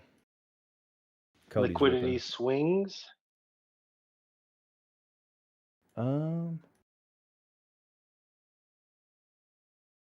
What What the fuck did they call? I Very thought I basic saved it. that one. Oh my god, that's hilarious though. Liquidity level, is it level? No. Fuck, bro. What the fuck? Yeah, Cody's making higher highs. Yeah, you follow your things whenever you find it, if you do or you remember. You let me know. I'm gonna look for it, but we're gonna drop. Let's go. Yeah, Bitcoin's dropping and fucking Cody's ripping right now. Bye bye, Bitcoin. Oh shit! Sorry. Yeah, there's that golden pocket rejection for Bitcoin. Let's go. That was a good timing. Okay. Oh my God, Jay, you're on the 1 second, aren't you? No, no, I'm on the Holy one crap. minute. That almost hit the target. Um, the target's I 42 flipped over 1. to Bitcoin and I'm on the 5 minute on that thing. I'm on the It fucking bleed. 4 hour. I'm sitting over here going, what the fuck is he talking about? I'm like, Yeah. Hello. It just went from 42.4 to 42.190. That's a good little short on a candle. Yeah, it was. It's a And nice that's drop. the beginning. yeah, that's like I said, when you find you got your 41,575 is your main support. You're banging your head every time you go up. 42,975 is going to be your headache. 43,275 is your target. If you do a 180 drop, you're going to 38,675. Nice. Um, Liquidity Swings by Lux Algo charts the cat. Dude, are you kidding me? He Does it gives really? you the top of, yeah, gives you the top of the right ear, top of the left ear, scalp area. That's your 3 marks on this. Check it out. On the You can see it very clearly on this cat that it's on the 1 minute. It's called, I did I just tell you? Yeah, Liquidity Swings from Lux Algo. All it is some simple lines. And yeah, he charts the cat. However, he's doing that. Okay, on the bigger one, it gets very confusing, I have to say, but it's because they're all each individual plays. So this indicator's charting the cats. This is a cat indicator. Who post that shit? I'm gonna see what you're looking at. Are you streaming? Okay. I could be in 2 seconds.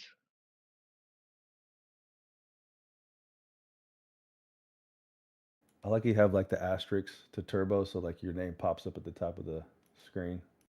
Hmm. Here, top of the right ear, top of the left ear. Your break point is your scalp. Your Oh drop. yeah, Boom. yeah. Yeah. And if you have your range set up on your 0.5s, then everything should work properly. Look what he has on the tops here. Left ear, dotted, right ear, boom. You come back, you fail, you drop the scalp line. See you later. Boom. Let's try it over and over.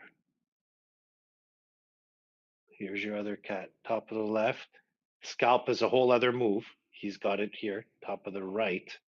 Here's the top of your right. Here's your drop where you're supposed to do your SR flip. Who knows what happens here? I don't know how to read this. And then again, who knows what he did here? That's why I said it gets confusing on the big one. But they must be all individual plays. And then it just works on the same concept. Here, down, left ear, lower right ear, body, holds the scalp. You get your little swing up. Down, holds probably what is a scalp to. It's not, what you may think is a scalp or me to a bat. And this is a bat now. You got to learn, you got to, I guess, know these things too. But I'm just saying, this is very helpful. Like, I don't know when these lines pop up, though. That's the thing. Like, this one is fading into the picture now. You see? It's not quite there. Mm-hmm. I don't know what that means. Long Just a story pivot short, point. just a pivot. Maybe, yeah. Not maybe. I hate when my mom says that. I say something, she goes, maybe, but I know that's the answer. Yeah, I don't know why I Um, wouldn't have it on that previous drop too. Like, why wouldn't there be a pivot line there, like up right where we dropped in the 1 minute, like at 8:30. so the way I see these things is just this. If I am to put nothing on the screen, right? And then I do this. I take an ear from wherever I think he is. And let's say I'll start here. And I do my left ear and I do my right ear and I do my body. Once it starts to get to this point, it's very questionable. Is it going to do this? Or is it really going to come and retest the fibs? The beauty about it is that once I turn my indicators on, before I know this is a left ear, this is a right ear, and this is a scalp, when I know this visually, but when you put an indicator on, it tells you, okay, there's something here, there's something here, and there's something here, then it means the cat is a play, and it is a valid play because there's a goddamn indicator based on many of the same moves. And again, I'm waiting for something to show up because this would be my rejection point right here. And I don't know if it's going to show something up or what it's going to mean. I guess I'd have to go and read up what this is, and like you said, like why is it dotted here and solid here? But of course, I'm just putting this on my screen now. Yeah, see rejection point, and I then think the dash means that it's been mitigated. Like, so you see, like, every time you see a dash. Well, no, I'll take that back because other ones weren't.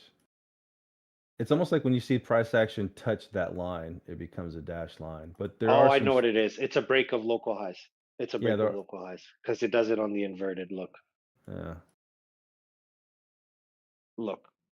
Is it? We should find green ones here. No. Yes. Break of local high. Where's my next green one? Here. Break of local highs. Yes. Here, here, here. Yeah, it's break of the local highs, I think. And then the One solid one. one I'm looking Solid. at real quick. H bar looks like it's about to fucking just explode. Look at the 5 minute Does it? on that one. Yeah. The wave trend is shooting back to the upside, crossing the 0 on the 5. That buyback on the 4 hour candle, my goodness. That's insane, dude. Liquidation event, motherfuckers. That's all right. They didn't tag me once on that one. They got me on the last one, Nice. though. Not for a whole lot. I was stopped in profit. The thing that hurts is that I was in some pretty nice profit. They got just like what happened with you with Cody on a few names, File, Near, and I think it was a couple others too. But yeah, I just re-entered on some of them. Matic I was in as well. That tagged me back in profit. Just a small profit, basically covering fees. Yeah, I was listening to some dude and like because the way you traded and the way you've kind of held on to these trades is definitely like inspiring. Like you've been holding on since pretty much the end of September, early October on a lot of these trades. And I was listening to this dude and he was like, okay, if and he was looking at order blocks. He's like, okay, so you have you have a 15-minute candle close out of this order block. I'm gonna take a long here. Okay, it goes back into the order block. I close my long. Okay, I got stopped out. Maybe a little bit of in the negative. Okay, it breaks out again. I take another long. It goes back in it. I fucking get out again until I finally see it break again. I take another long and I just ride it to the next order block. And he says you may get stopped out 6 out of 10 times, but those 4 that you let run make up way more than those fucking 6 stop losses if you play Fucking it A. right. That's trading in a Yep. nutshell. I do appreciate what you said though. But I hope that there's an understanding that it's just exactly what you just said that guy did. It's just having invalidation and validation. And I think that most people have that, you know. So that to me is the biggest miscue is that once you are invalidated and you chase it, I think that's what a lot of people um that have a hard time, they do that, right? They get invalidated and then they continue to chase it. And I've been there. something that you got to have a line in the sand. I think that's what that dude was hammering home. The order block, that's a great strategy. He's basically saying, market proved me wrong, and if you prove me wrong, I'm out. You prove me right, I'll let it rock. I mean, how more simplified can it get than that? Yep. That's beautiful. I like that, And man. and he's like, look, I'm taking small losses. I'm taking $20 losses, $30 losses, over and over again. And then when that one rides, I'm making $1,000. It's Fucking like A. fuck. You know. Yeah, it's that one. So that's what I try to do is I at least, when I enter something, my risk is going to be like either a 15% stop loss of my margin, max like 20, but the reward is going to be, 100. The target is usually at least, a 1 to 2 or a 1 to 3. And I'd like to let them run to a 1 to 10 if they're going to. Just let them, you know? Hmm. Yeah, those would be the most satisfying ones. You're just like, fuck, okay, I got in on this one. I got chopped up a little bit, but I'm convicted in the overall direction, and yeah, just let it ride. Yep. Prove me wrong or prove me right. Either way, I know what to do. I have a decision to be made. What you thinking on H bar turbo? I'm thinking it's on a floor. That Um, you know, it depends. Again, it could take the long way, which is what Bitcoin did. Bitcoin did this before it did this. Or or I'm on the wrong cat and the thing's about to rip. I don't know, honestly, Trigo. I mean, it looks like It, it's setting up for a beautiful Adam and Eve, right, on the daily. On the daily, yep. I was just about to say yes, that. yeah, which is your upside down cat losing its tail, and it really brings it into a solid move. But you guys are following these, and I just see them when you're showing them to me, and that's fine, that's great. But all these are setting up to be that.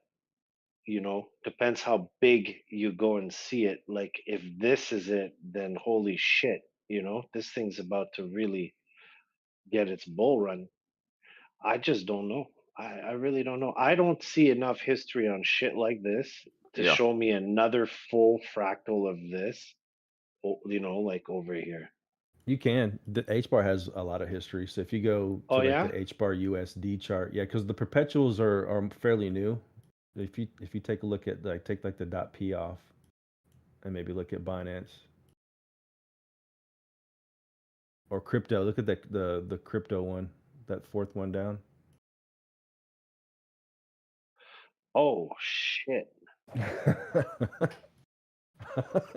Like, hold up.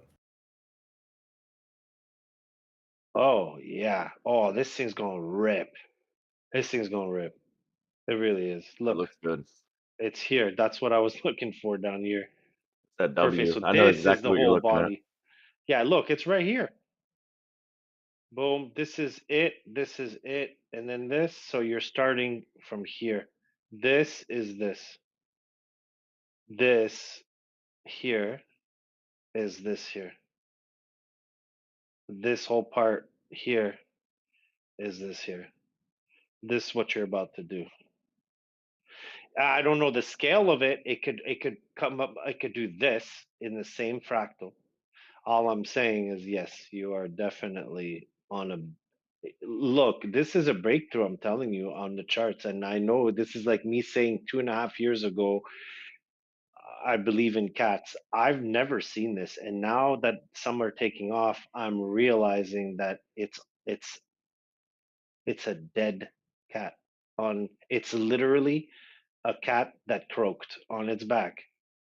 Is your fucking bull run, your drop, your body, and wherever we stop, if we do, because it could be a bull run, you're gonna get your tail, and that tail is gonna mimic a left ear, a scalp, one bump, two bumps, a tail, a right ear up on a macro, and then the ear down, and then we're gonna have the same fucking play again. Boom, 0.5 interrupts the ear.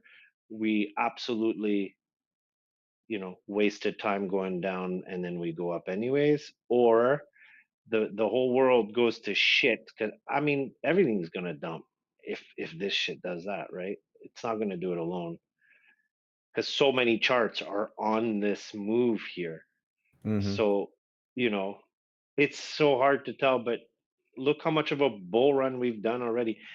It boggles my mind when people think that 15.4 to 40, I don't know what we hit, 45K is not a bull run in its own. It was when you did it over here, right? When we did this in this zone, it was a bull run.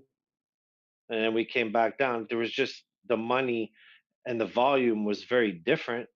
But then this was our bull run again. And yeah, to it's hard to imagine that. First of all, I'm looking at this chart and I'm tripping out. Have you looked at this to this over here? Oh shit. Yeah, like exit of the right hand side of a W. Been years I'm saying this. I can't believe that we're potentially there. Now, look, this thing didn't go straight up. It actually went up on the last cat, left ear, right ear, body down, tail. Left ear, right ear, body down, tail, retracement, retracement, next run. Wow, this thing, look, maybe I'm going to take a trade on this, but I'm not saying I'm just, I'm going to forget about this. That's the problem. I know you're gonna look at it like a couple months from now, and be like, "Fuck! Look what I fucking drew on this fucking thing." Had the fucking thing going up to Yeah. 20 something cents. Yeah. And this is where my trades, I got to keep a log on this, is what I need to do. There's a couple of them. There's Adam. Adam, I was looking at. Um, was it Adam? AVAX for sure. AVAX, I feel he's on a mission. Was it this one? Yes, it is this one. It's right there. Yeah, yeah, yeah, yeah. Look at it. Look at Adam. Boom, boom, body. They're all in this. Some of them have passed this point. Even INJ went all the way up. That's insane. So it is being printed on some charts. It's crazy. And the ones Mm-hmm. that delay should be the ones we're catching. I'm sure some of you are. I'm sure Crazy's like looking at, you know, Which one? Crazy, Donnie. You have that list I started to look at yesterday. Yeah, it's money, man. If they go through, damn, that's money. Fucking A. And like I said yesterday, you only got to be right once. I think Yeah, that's what I should have said that when we just had that conversation, Trego, because I think that hits with that. You only got to be right once. You could be wrong 10 times, and you're right once, and you make money. Yep. I took 9 plays yesterday and I'm up 34%. Let's fucking go. fuck Hell yeah. yeah. I mean, and all I done was put grid bots on. I'm trading fucking spot. You know, I'm not sitting here worried about leverage. I'm on autopilot right now. I've still got cash on the side so I can buy down when they dip again so that I can add more to them. I mean, that was one of the best setups that I think that I've got in since the last time I got into a bull run.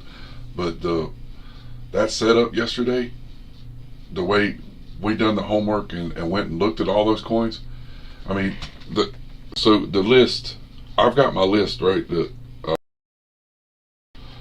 So ARB, ICP, Doge, Algo, Near, Gala, Quant, XRP, XLM, and Polkadot. That's what I'm trading right now. Okay, well, hold on. ARB, ICB, Gala. I missed a couple. Doge, I'm gonna leave on the side. Algo, Missed that one. Algo, I'll go right. Near, I'll go near. I'm gonna go check out all these charts Quant, myself. Quant, I got. XRP, XLM. Yeah. I would add Adam to that. I would look at it. I was waiting Gala, on yes, Adam I'm on to. that.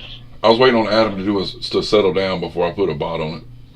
Got you. It was hot. It was Okay. hot yesterday, so I left it alone. I was waiting on it to do its pullback. So I know you did your homework. Of course, I want to do my, not that I don't trust you. It's exactly what I want. I want to be able to go and look at a cluster of charts and, you know, like this one. I know it looks like zigzags, but there's madness to this. It's an Well, inverted CAT that so just fell. here's what I did. And Hmm. it's not it was a group thing. So me, Graybeard, Crazy, Kabir, we all sit in here and we made that list, and then I started building the charts. Well, instead of building the charts from March 21st like I've been doing, I started building the charts from their new local lows, their lowest low point of their cycle, right? And I started building the charts from there, and then I started looking at the way the charts were.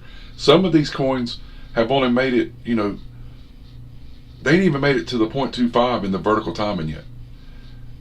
And that's what Uh-huh. I was showing examples of. These things hadn't even made their first part of their runs.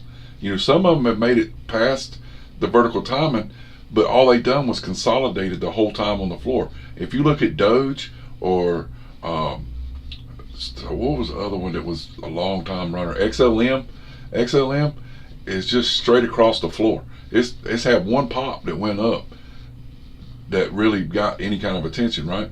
But since it's low, that 7 cents low, it has been, pretty straight, flat across the floor. Zoom out on a daily and look back to the left. What am I streaming right now? Am I streaming my chart? I'll show you what I'm talking about. I'll cycle through and show you what I'm talking about. So when you look at, you have to go.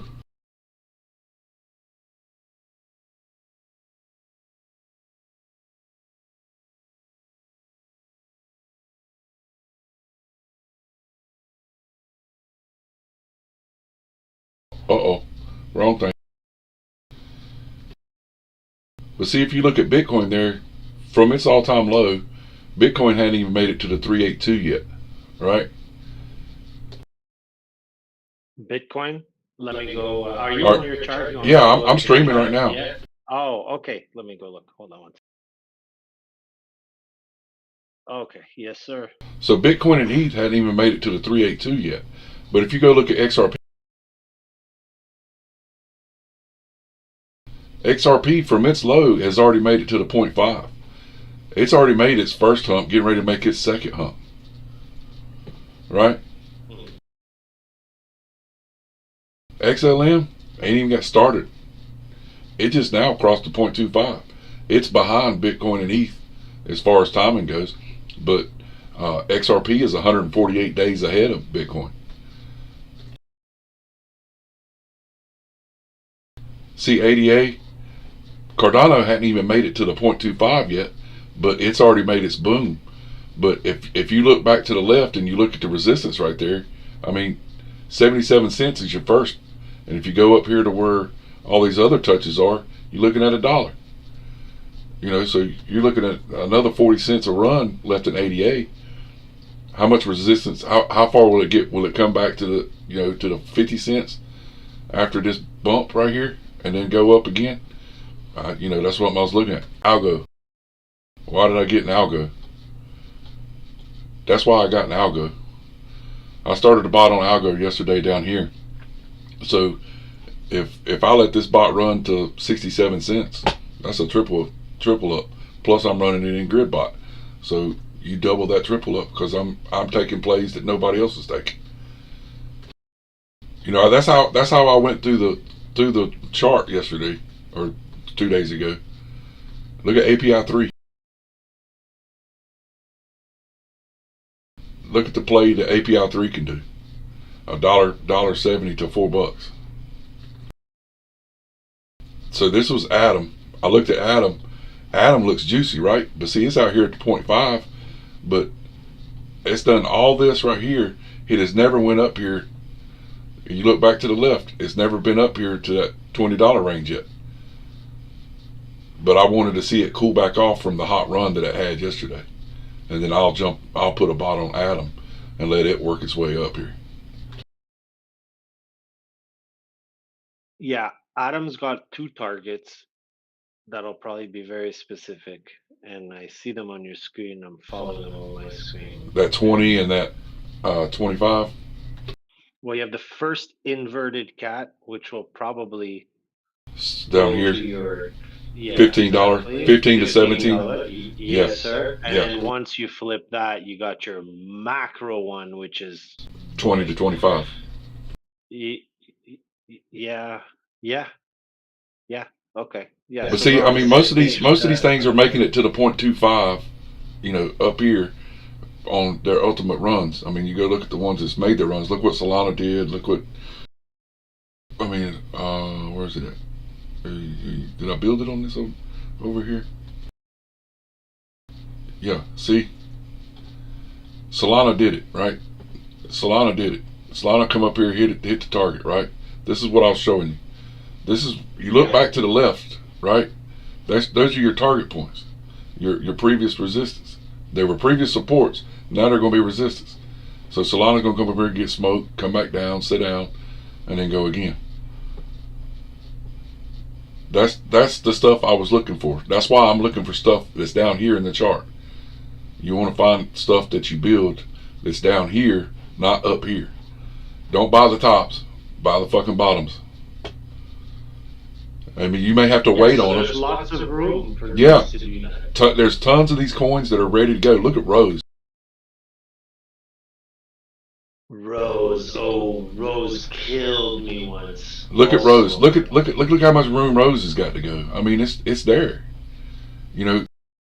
Sand. Rose is super low cap too, man. That's the thing is like everyone expects Doge to do these incredible numbers, man. But you have all these low caps. Rose is sitting at 96 market cap. So Easy to push this he button, brought man. he brought this yesterday. Cody. Look at Cody burning an ass. I mean, Cody's got a headache at 9 cents. Once it breaks that 9 cents, I see you at 18. That's a triple up from where he was talking about getting in it yesterday. Let's go. But what if it doesn't? Do you see the move it could potentially push down to? It would stay sideways. It would stay exactly sideways right here. Okay, I like that. Okay, that's not what I thought you would have. It's just like XLM. It's just like Doge. It's just like the rest of them. Because it made its lower low. So now the worst thing is. Sorry, bro. Go ahead. So you would either come up here and try to establish a higher high above these, and then walk around up here somewhere, or you go look at the way Doge did it. See, Doge just walked fucking sideways. It ain't even done shit yet. It ain't made none of its move. You think it's gonna be hard for it to really make that move back up because it's so high in the market cap? It's the timing, right? I mean, some of these go quick and but they always go back to meet this point up here, this support. If you go look the M's, go look for the M's, and go look at the ones that's already met it. Matic already did it. Where's Matic? They mostly all go back to revisit the first strong wick down that breaks the lows, which is your Hebrew hammer. See, Matic already done it. Matic done it back in February over here, right? Look, all that resistance. Matic already went and touched it and done its pullback. So now it's loading up, getting ready to come back because the natural position for that is come back and beat that high, right? Yeah. So I was waiting to see how low Matic would go before I put a bot on Matic. So I don't have enough money to go and play in all these unless I put a small amount.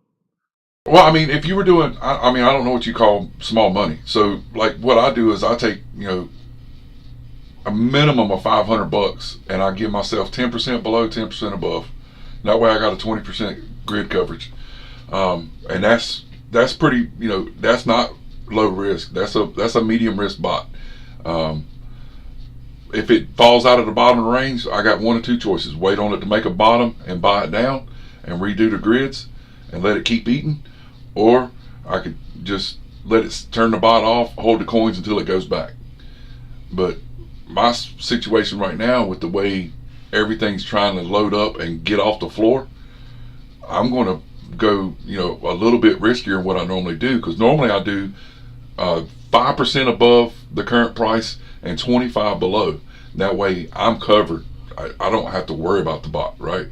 But I'm going more of a medium risk with 10 below and 10 above, and I'm throwing a minimum $500 on each one of these bots and letting them eat. To give you an idea, Algo's already made me $28, and it's been running 24 fucking hours on $500. I mean, I how do you beat that? Eating while Yeah. you sleeping. I mean, it's just a matter of finding bottoms and getting in. I mean, that's the beauty of this group with the think tank that happens in here, and people saying, "Hey, look at this." I would have never looked at Cody if Trago wouldn't have brought it yesterday. I didn't even would have never crossed my mind to look at Cody. Well, that's what I like. I'm able to get into conversations that are not going to be about fucking conspiracies and why the news are going to do this and that. I really believe that what I saw on the charts this week opened up my eyes even more. And that's that I respect everything you're saying, but to me, it's as simple as I should have looked at the inverted cat, because that inverted cat just that cat for me just tells a story on every move. And now that we're on a macro inverted, how could we not go up on a cat's ass? That's going, that's forming on a dead cat, on, you know what I'm saying, like, you flip the cat. And I mean, you trade the cat's ass down for a short. Why would you not trade the cat's ass down for a long when you see it on its back? Yeah. It's that stupid. And if it fails, well, it shows you what happens when it fails. It at least goes for the cat's ass down, and then it pitches a tail, and that's the end of your move. But these are huge, these moves. They're huge. Like, I never look at alts except for some that people mention. And Bitcoin's a love-hate relationship. I do better trades with ETH. And I should just be looking at these, just like when I look at the shit coins. But these have a potential on the high time frames that can. I don't need to trade 1,000 things. I mean, this is like, pick one out of this list and maybe two. And if you don't have the budget, and you still should be doing pretty damn good on them. Well, I mean, it depends on your risk, right, Turbo? That's what you got to ask yourself. Mhm. Are you going to trade this spot, or are you going to trade this on leverage? And if you're going to do 5, 10x, whatever. But, and in my position, what I found most comfortable for me is to be at a medium risk, what I consider a medium risk. I'm, run these bots. I understand where my buy points are. I set out, I went into each one of these, and I've got a line on my AllTrady where I've got alerts set that if the price comes back to this point, I add funds to that bot, right? Mhm. And I do that so that I'm buying lows and I'm compounding the money that bot makes. So let's say Algo, for instance, makes me 45, $50 over the next 3 or 4 days, and then it has a pullback, and it goes to my alert and sets my alert off. I take a little bit more cash plus that 45 that was there that it already made, and I put it back in that bot again and keep compounding that bot all the way through this up cycle that it's going to do. So I don't see myself as putting myself in risk. I can either do that, or I can buy the bot down so that I got more grids underneath me to cover it on a bigger range. But 20% range should keep you pretty safe in a big run like this. The only thing that would hurt me is if Bitcoin does do the big dump. That would be the only thing that hurt me if Bitcoin just all of a sudden decides it's going to 31,000. Then I'd be stuck. Then I'd have to buy the bots. I'd have to buy all my bots down. I throw $120 at them, $150 at the $500 ones. The ones that are at $1,000, I'll throw $250, $300 at the bottom. Improve and expand my grids, another 5 to 8%, and I'm covered. I go back to making money. It's that easy. That's my risk management, right? I control my risk that way versus worrying about getting stopped out 45 times. I just trade the damn thing. Let it trade some of them are trading 0.8% every 0.8%. Some of them are trading about 1.1%. I've got a couple of them spread out to about 1.2. So I'm making money every time these things move, 0.5% to 1.5%. I'm making money either way. Yeah, and the beauty of that too is in a position like what happened this morning, where Cody wicked down and stopped Drago out.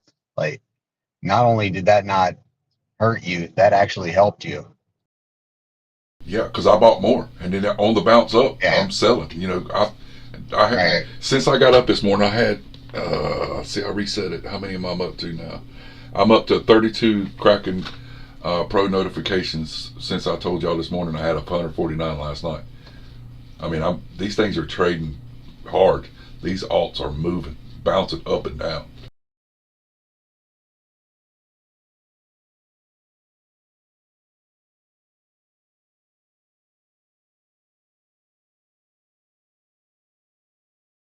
And it's not, buy and hold's nothing to sneeze at, But the problem is, people, if they get red, if they see red, they panic. They're like, shit. But if you're looking at these charts and you don't believe in that, then don't buy it. So that's my suggestion. If you don't think that project's going to go back up to see that spot over there, and the ones that I picked, I feel like I could at least double up. So the ones that I've got $500 in, if I don't think that project can get me $500 extra off the run that it's going to do, I don't mess with it. That's the way I do it.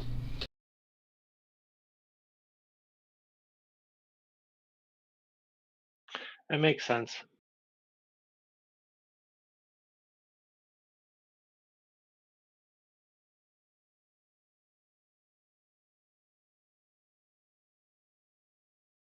Yeah, I think I was a bit greedy on Cody though. I had an alert set for it, so I would pay attention, and it didn't hit it. I was hoping I'd get a little more pullback on that one, so I could set up on it. I shouldn't have been so greedy. I should have just set up and let it do its thing.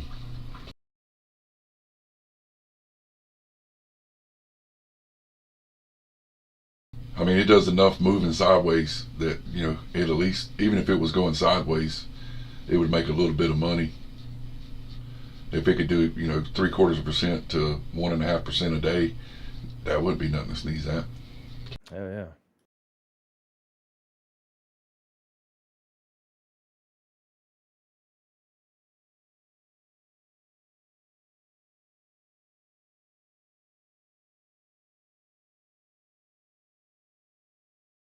Looking at XRP on the 5 minute, and the money flow is slightly coming in. That thing could have a nice little 15 minute candle pop. A little quick scalp in and out. I'm wondering if XRP is going to give us a Christmas present and they settle that case before Christmas. Ooh.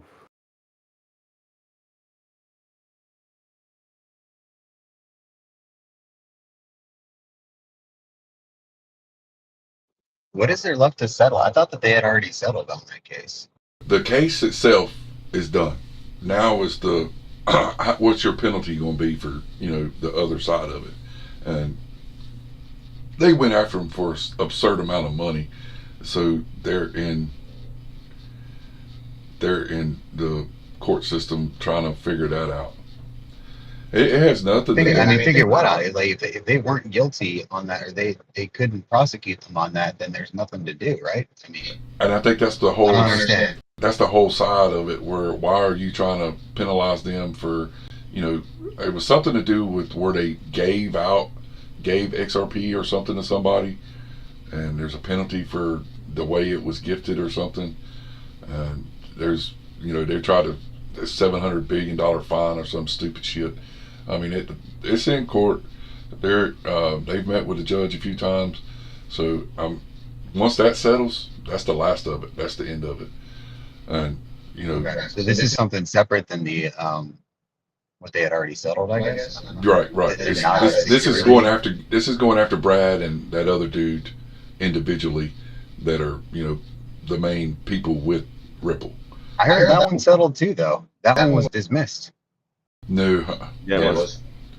the one part is, but the other part's still sitting there. It's the $700 billion thing that where Gary was trying to get him for some money. Okay. God, man, it's always another freaking court case with those people. Huh?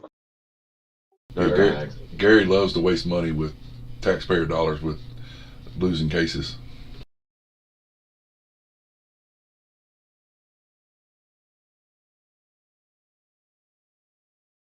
I just think popped to like 65 cents. Who? XRP. Oh shit. If it starts digging and it crosses that 72 cents, oh boy, I'm gonna have to. Crazy gonna have to come over here and hold me down. I'm gonna hurt myself. Shit. Yeah, give me a break of that high and I'll get excited. Take out 93 cents. I'll be jumping up and down. Clive, I would implore you to investigate that. They may be on salary, but the amount of money they've wasted of taxpayer money on these stupid court cases is absurd.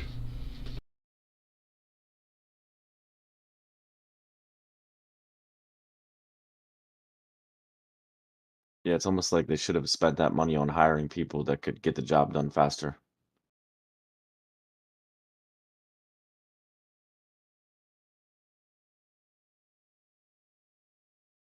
Regardless of the decision, right? Just make it happen and get it over with.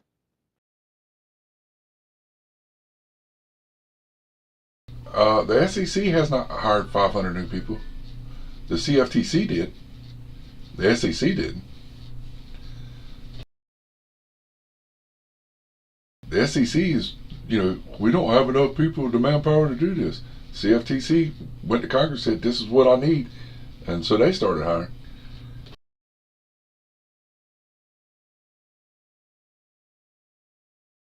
That's why Congress is like, "What? You're not doing your job now. Why do you need more people? You can't even give us the answers for the people that you have." I mean, that's why you're such a pro candidate for SEC, but man, they sure are a shit show. Maybe you need to go up there and step in and say, "Look, guys, y'all fucking up. Let's get this shit straightened out." Go up there and get them, Clyde. I mean, that'd be good for you, Washington. You can go up there and tell a few jokes,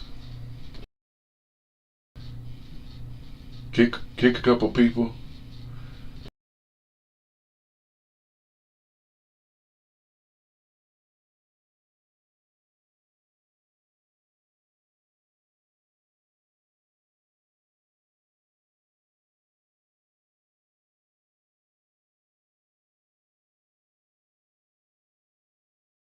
I mean, I'm looking at XRP just on the micro, man, and you got these relative equal highs sitting at 63.50. I could see us definitely pop above that, and there's another small time order block sitting around 65.5. Can totally see it coming. Just grab that. Wow, Put did out I just long algo at the right time? Let's go. Bam. I'll go Gala and Adam, bam, bam, bam, all at the same time. I just made 7% on each 10x. Hell yeah.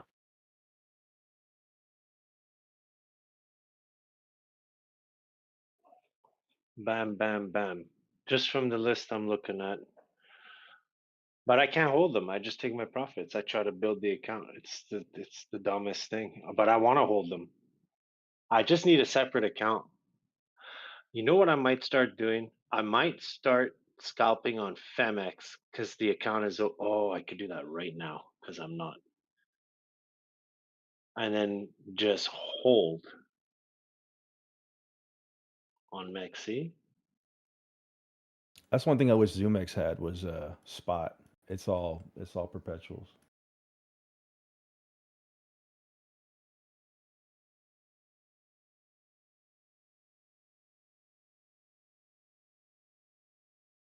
Hmm.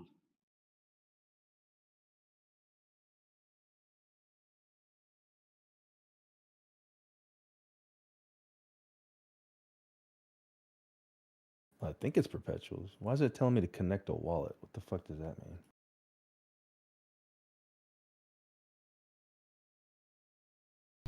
Morning, Mr. Willie.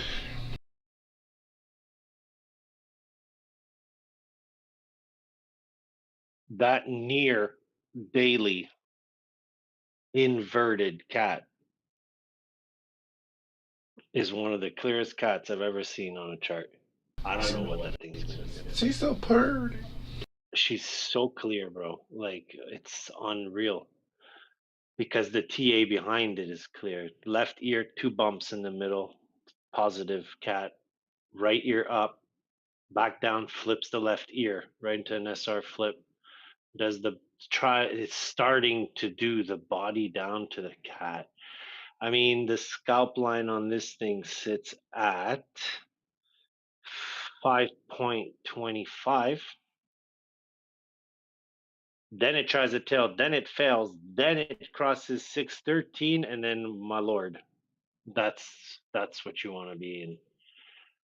And I don't know, like so then I see this such a nice cat on near, right? And then I'm like, wow, it's not gonna allow you to do all that. It's gonna pitch a tail. It's a beautiful cat. So what? It stops at the scalp line if we're super good on that trade, 520.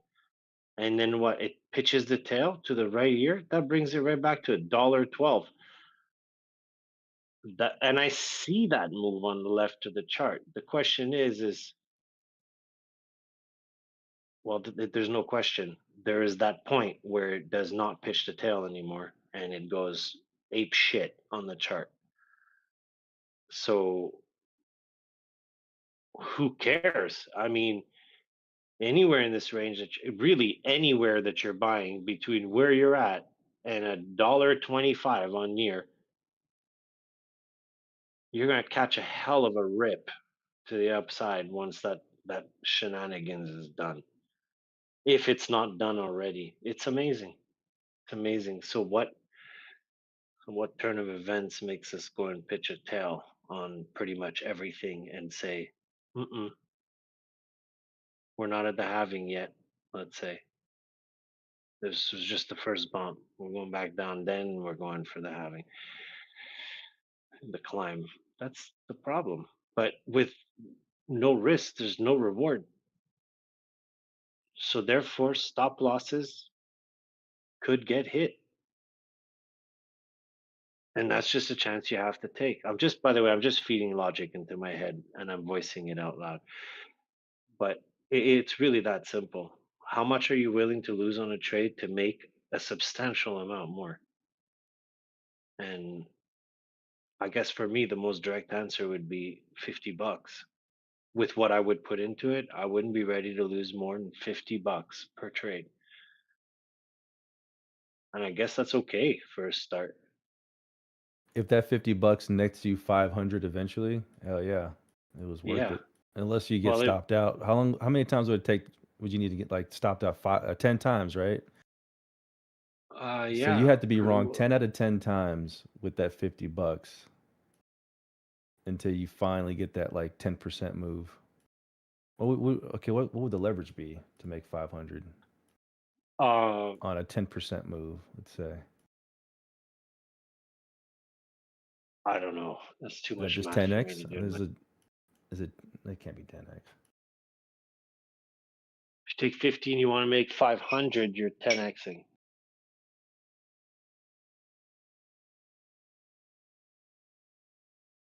So that means that a 1% move No, a 10, if you take $50 and you 10x it, it makes you 500. No, it does not make you 500. Wait, 10 times 50. Yes, it does. My bad.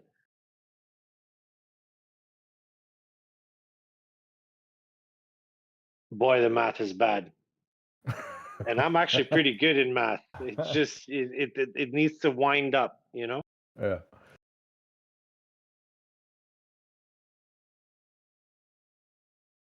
So then if you want to make how many times would you have to get stopped out? I mean, it's clear. It's 10 times, but how much range of a move would take you out 10 times? So if you're on a 50x, you're already taken out. That's for sure. If it goes from 250 to 125, that's an easy. That's half right there. I mean, without really doing the math, if you're planning on holding on leverage, you really shouldn't be more than, if you want to use like 10% of your portfolio and have enough on margin to actually let them hit your stop loss without getting liquidated first because you have too many positions, I don't think you should be anything over a 3x. Maybe 5x if you're not putting much and you have a lot of margin behind it. But to hold on spot for me at the moment, it would have to be like maybe 2 coins. If I do it on leverage, it would be like, you know, 5, 6. Just more risk, really. I just don't know the answer. Bots were great, and Binance fucked it all up for me. And obviously now I can go and do other things, but I'm bitter about it. Yo, Donnie, that thing is still fucking active, man. I don't know till when. I don't know if your memory serves you well on that, but what a waste of time. Money, I mean. 3 commas. Yeah, and I'm not even using 3 commas. I'm using all trading now. I've been using I it figured for. because I would have just given you mine. Yeah, it's with what I'm doing with the all trading, the information is so much cleaner. It's got a great back test. The DCA bot is the way I've got it set up right now.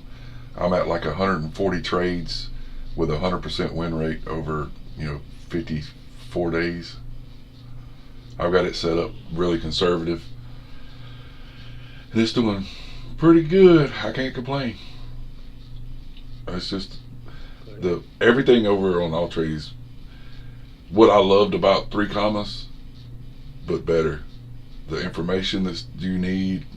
If you have a question, customer support is spot on. They'll walk you step by step. Uh, they've even done videos. Create a video right quick and send me a video on what to do to fix something. Um, Hmm. I mean, they're top notch. I mean, it's a whole different setup. I mean, and you could do. You don't have to do. I've got the biggest package they got, and it was five. They had a Christmas special where it was $590 for the year's service.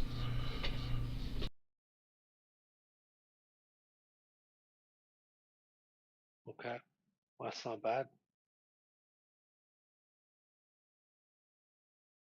Could get a little pop on Luna.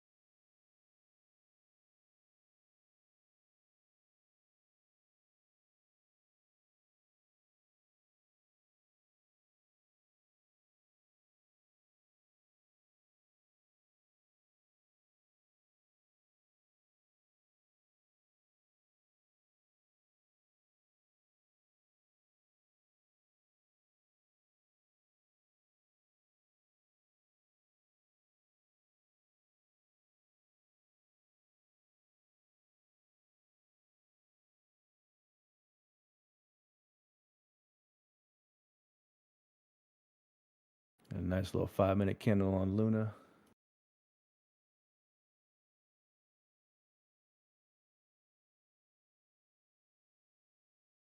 Sometimes I'm spaced out and I forget I'm in the group, and then you talk or somebody talks. Yeah. Yeah, Luna looks like it's getting a nice little run up here. H bar's trying. Not quite yet though. Alts having no mercy. Yeah, look at Luna go. Let's go, baby.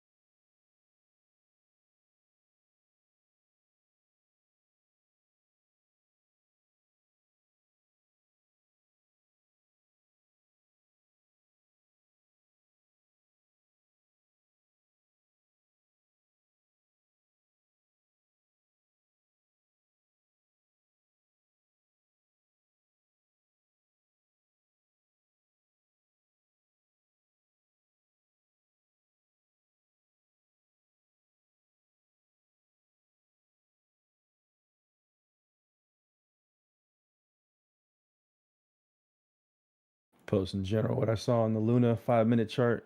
I was thinking it could potentially pop. You had the money flow and you had the wave trend crossing that zero line, all kind of showing bullish momentum back to the upside.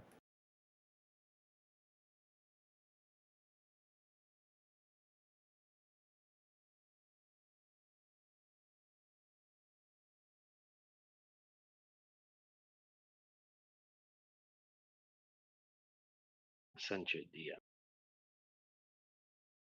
Let's go. And I'll be back. All right.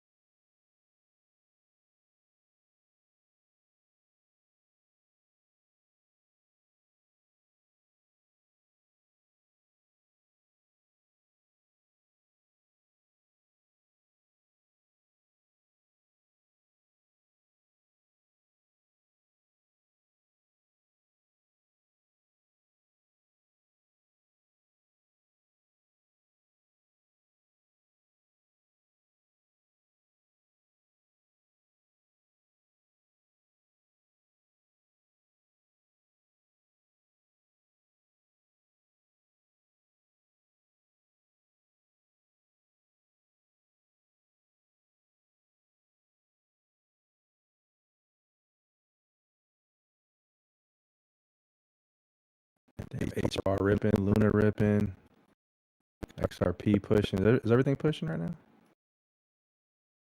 It looks to be doing pretty good, buddy. Let's go.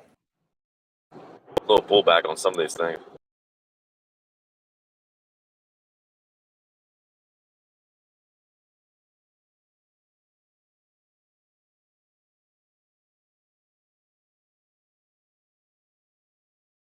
Oh, never mind. Ah, I see. You're right. You just had a nice pop. My shit was delayed. Got to get that paid indicator or that paid trading view. I was just looking at my P&L on my phone. Oh shit. Yeah, mine does that too, man. ZoomX fucking likes to make you have to restart the app every 10 minutes. Yep. Is the mobile app good on there? Yeah, it's not too bad. It's just like, yeah, it says like it's connecting, and so if you like disconnect or like, you know, delete the app and then I mean, not reinstall it, but like, swipe it up to cancel it Right. and then get back into it, it'll refresh it. It's just a pain in the ass sometimes. Yeah, man. Yeah, I like the Bing X mobile app. It's really clean. Yeah, I can't do that shit in Texas. At least I can't do it on the mobile. It won't let me download it. Oh, really? Yeah. That's fucked up.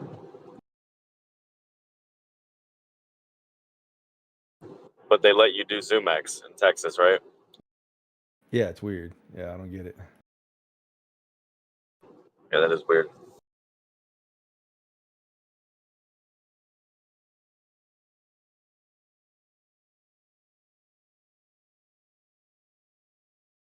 I'm gonna be away from the computer probably for a few hours. I gotta run some errands. I'm getting my hair cut. I got my oldest daughter's Christmas play tonight. We had my youngest on Tuesday night. Now I gotta go to my oldest this evening. Hell yeah, man. And Yeah, man. She's in what, second grade? She's in fourth. Oh, nice. Yeah, she's 9. She'll be 10 in February. That should be fun. Yeah, it's always fun. I'll probably cry a little bit like I did for my youngest.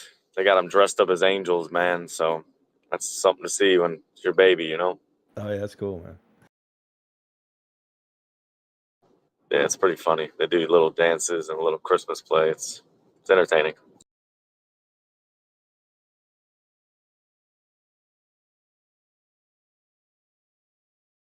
Meanwhile, I gotta hold my son, and he's a fucking little energizer bunny. He likes to wrestle, and his new thing is just saying eggies, eggies. All he talks about all day is eggies, and he calls it like his little play balls that he has. He calls them eggs. So everything is an egg to him right now. That's funny. Yeah, it's super funny because our youngest was super into eggs too. I don't know why. Like dinosaur eggs, just anything eggs. That's all she talked about for like 3 months. So weird, man.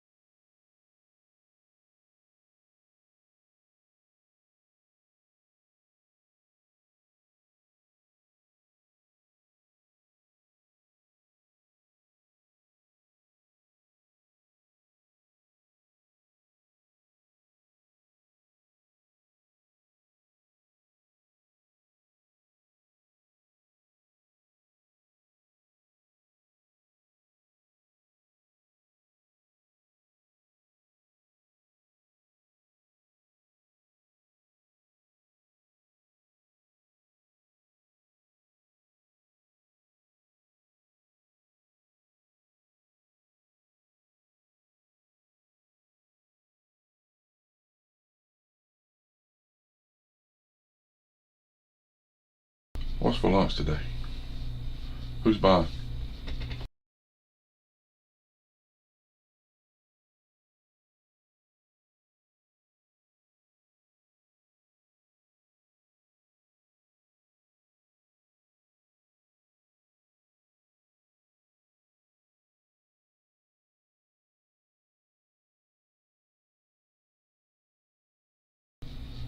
Trago, you the last one to come in here and start talking, so I guess you're buying lunch.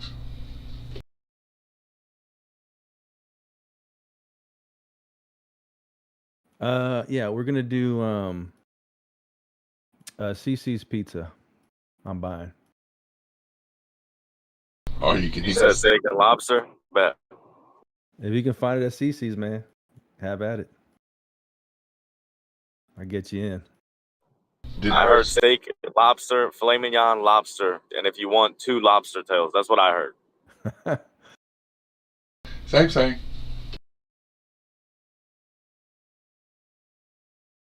Yeah, I'll do the 2 lobster tails. Now that I'm thinking about it. Man, a filet don't sound bad though, does it? That sounds pretty good. Man, I was when we was at the store, I was looking at some fillets, bro. Yeah, I just went dirty. That was heartbreaking. One steak, one 9-ounce filet was $44. Oh, hell no. Damn. You might as well go to the restaurant. Oh, hear me? Yeah, what's up, BLS? Yo. I just went dirty. Uh-oh.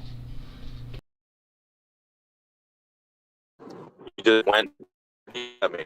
I mean, that means I went to a Bears smokehouse and got me 2 pounds of burnt ends.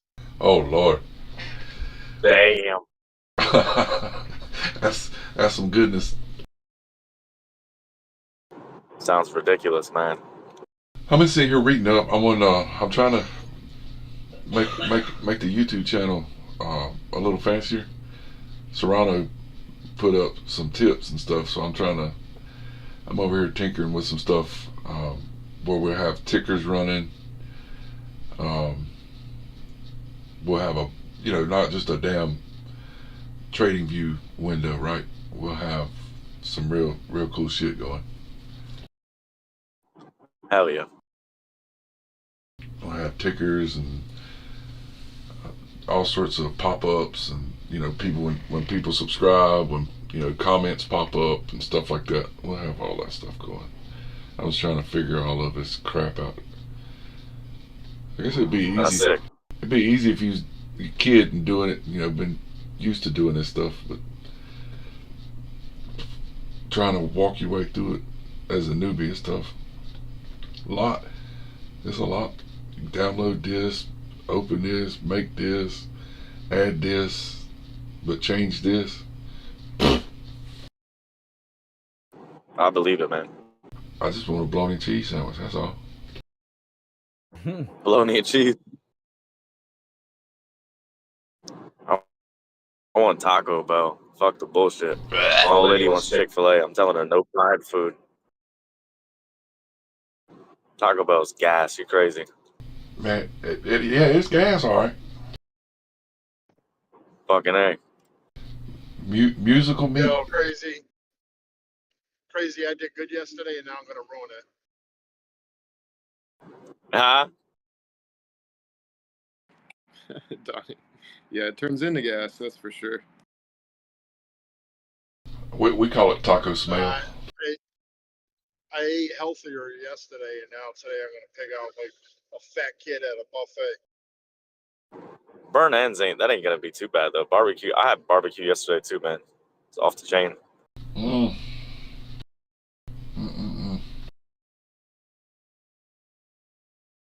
I love me some Taco Bell though, bro. It's better than eating some fried bullshit or some burger or some shit from some restaurant. At least you get, it's a little bit more lean from Taco Bell. That's what I always liked about Taco Bell. It's just a more lean fast food option. If it was really meat, it'd be different. You can call it lean. You call it lean. You call it whatever you want. Time, but that's a rumor. No, bro. I used to work there. I don't know what it is. crazy. Not to ruin your appetite or anything, but I like Taco Bell too. But I use it as a colon cleanser. Yeah, I'm not gonna hate. I mean, it's just it's not that good. I mean, if I had to pick, it's not gonna be the place I pick. I love it, man. I'm addicted. I got the app and everything. Oh Lord. I mean, I think I eat it Chipotle. at least once every couple weeks. I have it. Hey, you gotta have a Moe's. You got Moe's over there, crazy? Yeah, Moe's is good. Yeah, It's they like got good. Chipotle. Yeah, Chipotle. They got the good burritos. just go to man. If you're gonna do all that, just run down to the damn gas station and get you some chicken. You got World Farms. I'm trying to stay away from the fried food. What? Get the grilled chicken. They got good chicken. Yeah, dude, it's off the chain. That grilled chicken sandwich is something else. All of it's good, man. I love all their shit. Like Donnie says, peace and chicken grease. That's right. It's heavy. It's heavy on the belly though. That shit, man. I mean, I might as well go to Chick-fil-A. Go get you some real chicken, man. Chick-fil-A. So you don't like Chick-fil-A either? Now I know you got a fucked up palate. No, it's not. It's not that I don't like Chick-fil-A. It's just if I'm gonna spend that kind of money on some chicken, I want chicken. I mean, Royal Farms chicken is good. Damn chicken. That's some good chicken. That shit at Chick-fil-A, It is. it's all right. I mean, might as well go to Wendy's and get you a spicy chicken sandwich. Same thing. Those are fire. I like that one too. I'm not gonna lie, but Hey, if you tell my old lady that, she'll smack you. She'll say, no. if you Chick-fil-A is way better. I agree, it is better, but the Wendy's joint is fire too. let me tell you the best chicken sandwich I ever had, and that's the damn Arby's. I get extra mayonnaise on it with the lettuce and tomato because they do the shredded lettuce. Their chicken sandwich is banging, and they got one where they do bacon and cheese on it too.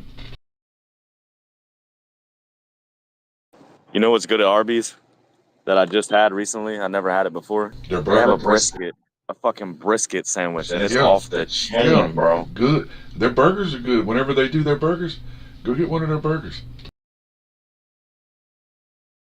They don't run them all the time. They only run them. Arby's is a sleeper, man. People sleep on Arby's. Arby's got some good shit. I don't know if y'all get them, but we've got instead of getting them down, I hate them curly fries. The wife loves them, but I get the crinkle cuts. Yeah, man. I feel like fast food over the last 5 years or so has really stepped up a bit. It used to be fucking garbage, man. Arby's has always been one of my favorites. So. Yeah, it's a sleeper for sure. They got some good mozzarella sticks too. The best. And I will tell you, if you got a what's it called? Damn it. I can't think of it now. Sonic. Do you have Sonic? Sonic Drive-In? We did. They got rid of it though. I had one about 20 minutes from me. So go to Sonic and get the pretzel. It's a pretzel stick, and so it's real light and airy, right? But you can get it with the cheese sauce to dip it in, or you can get the it's like a sour cream, or not a sour cream. It's like a cream cheese, a sweet cream cheese dip that you could dip it in. I don't eat them, but it's kind of like if you had to cross a pretzel and a Krispy Kreme donut. That's what that pretzel is. I think I've seen that before. I think I know what you're talking about. Because when you get it, it's hot.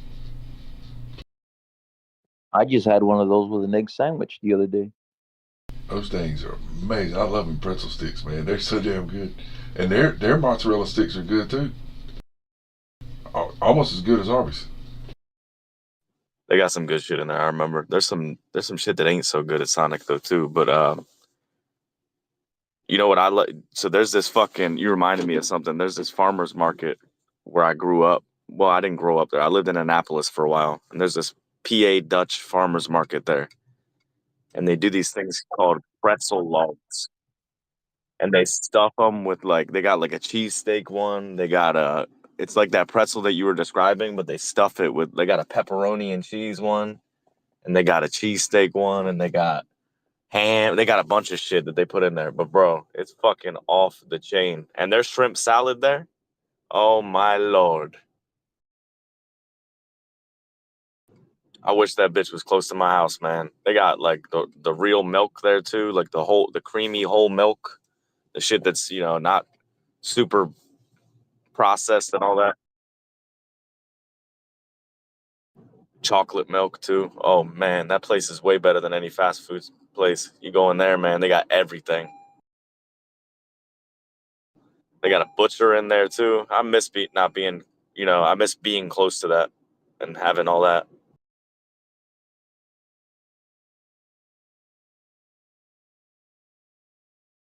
Them fucking pretzel log. There used to be a spot near me too. It's called something lobster, and they closed it down. But they used to make pretzel like what you were just talking about, bro. But they made it was a lobster. Um, it was a lobster cheese dip. So it was that nacho cheese dip, but it had chunks of lobster in it, bro. And then they give you those pretzel sticks to dip in it. Oh my lord, that shit was crack. I love me a good pretzel. Anyway, I'm going in to get my hair cut real quick. I'll holler at you in a little bit. Do something about that now. I put the YouTube link back in general. If any of you hadn't hit the like or hit subscribe, I'd really appreciate it. Try to build this up, get it rolling. I got 4 likes on this video today. Had 7 yesterday. So if we could beat that, boom, that'd be awesome.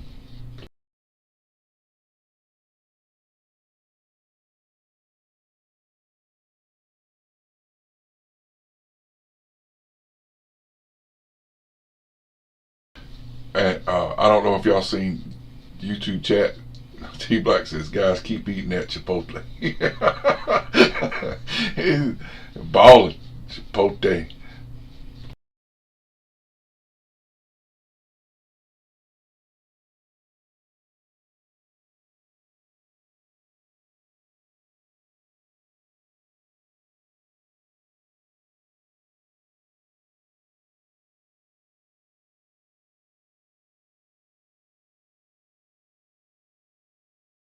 That's sad. I know. It's sad. What the hell was that liquid doge this morning? I'm just looking at the charts. That whenever they done that news this morning, 8:30, everything took a little whoop, and then right back up.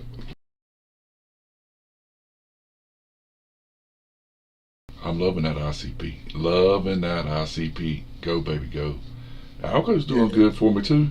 Near woke up a little bit. Quant's moving good for me. Gala's doing, man, it's good. I love all the green, pretty numbers. I'm actually, since the dip this morning, I'm up $282. That's not bad. See, that's 23 grand. Yeah, I'll take that. Damn, man, you making bank, bro. I'm letting these grid bots eat, baby.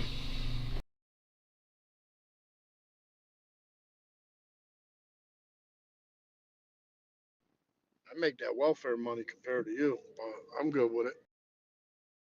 Look crazy. There you go, crazy. Good shit, bro. Go get your damn haircut.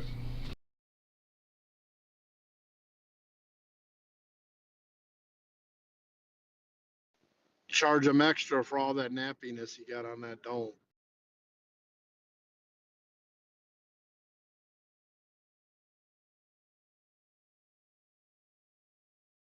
I'm gonna go fix me a sandwich right quick. Find me Yeah, something to eat. I'm about to roll in the house and start tearing some shit up. You need to. 2 pounds? Good lord. Sounds good. No, I'm saving for some for later. I can't eat all that. Now, but you can eat a pound of it now.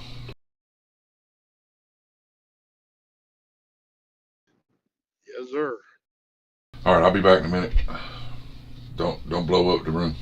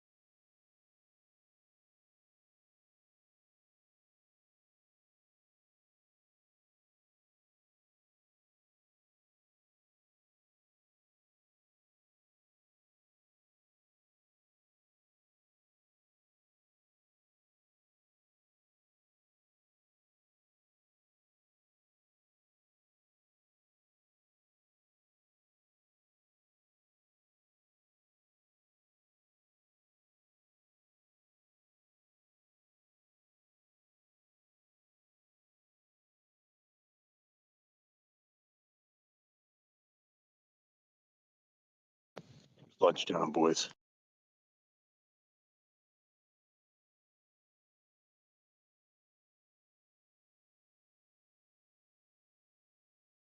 What's up, Donnie? You getting yourself some lunch yet?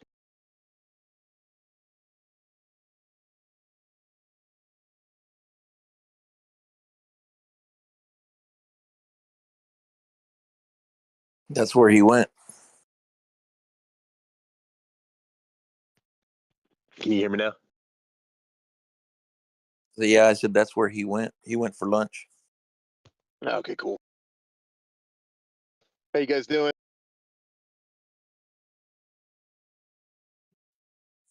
All right, I guess chilling.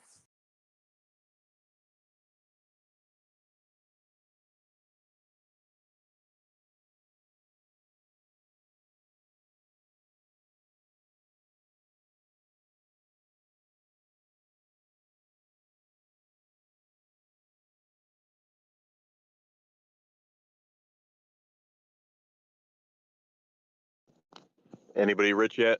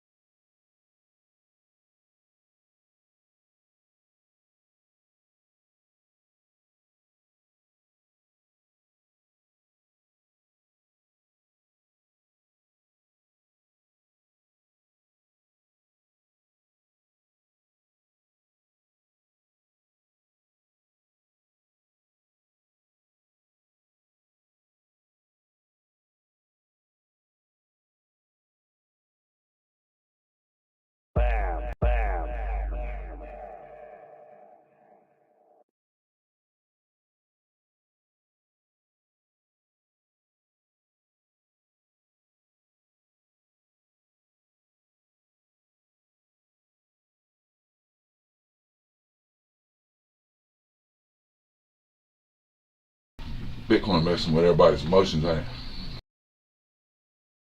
Yeah, man. How you doing today, Donnie?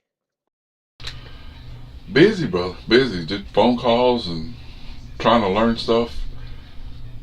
I was in earlier this morning, but I think you were busy. I was in very early. Yeah, I jumped on first thing, and I got started late this morning. I slept in a little bit, and then when I did get things going, phone started ringing, and was taking care of all that stuff. Final touches with where I resigned. So just doing stuff like that. I mean, sitting over here trying to read up on this other stuff, on how to get this other stuff installed, make us a prettier YouTube page.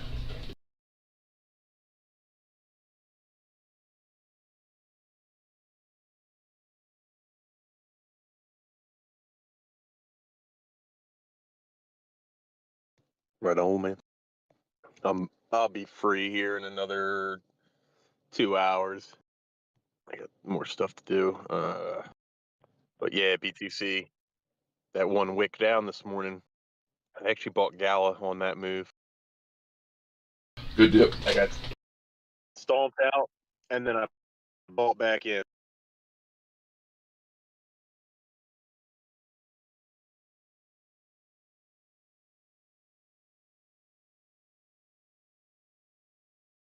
Have you put H bar on the radar, or are you leaving it alone?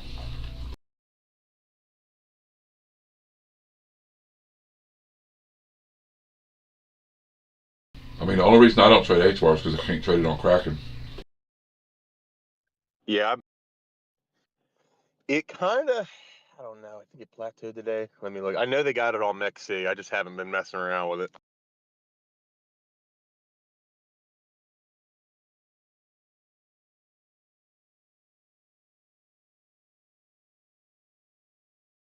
Wow, H bar actually corrected out of that dip even better.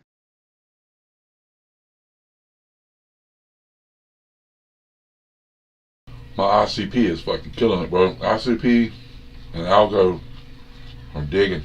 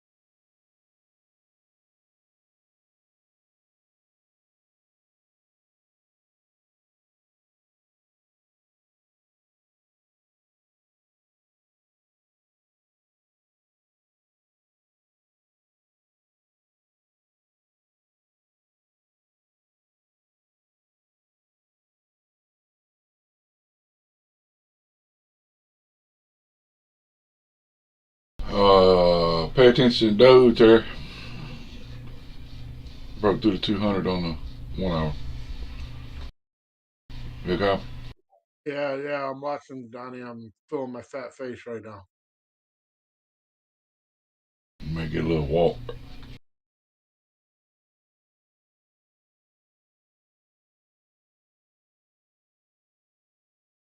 I'm involved in some criminal activity right now.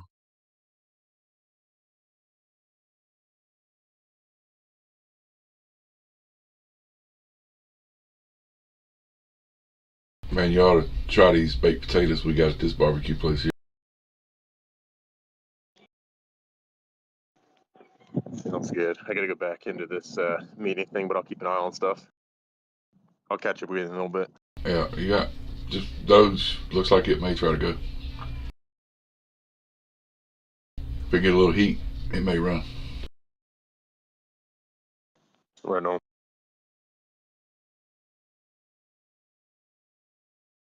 I want to see that next candle sit above the 200 and stay up there.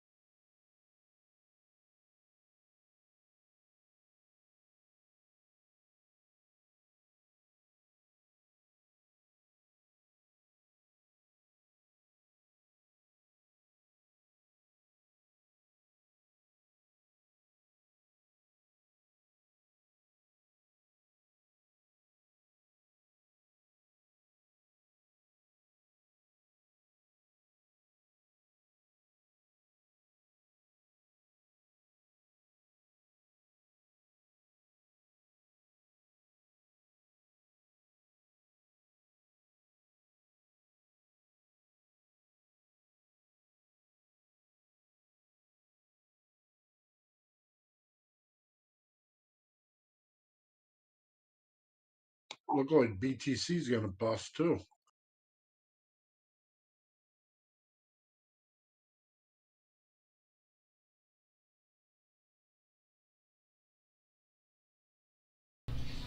So there's a bunch of pictures of the trades that are running in that grid on my grid box. Just working back and forth. That dip, all them buys and sells right there. Man, that's exciting. I love to see buys and sells like that.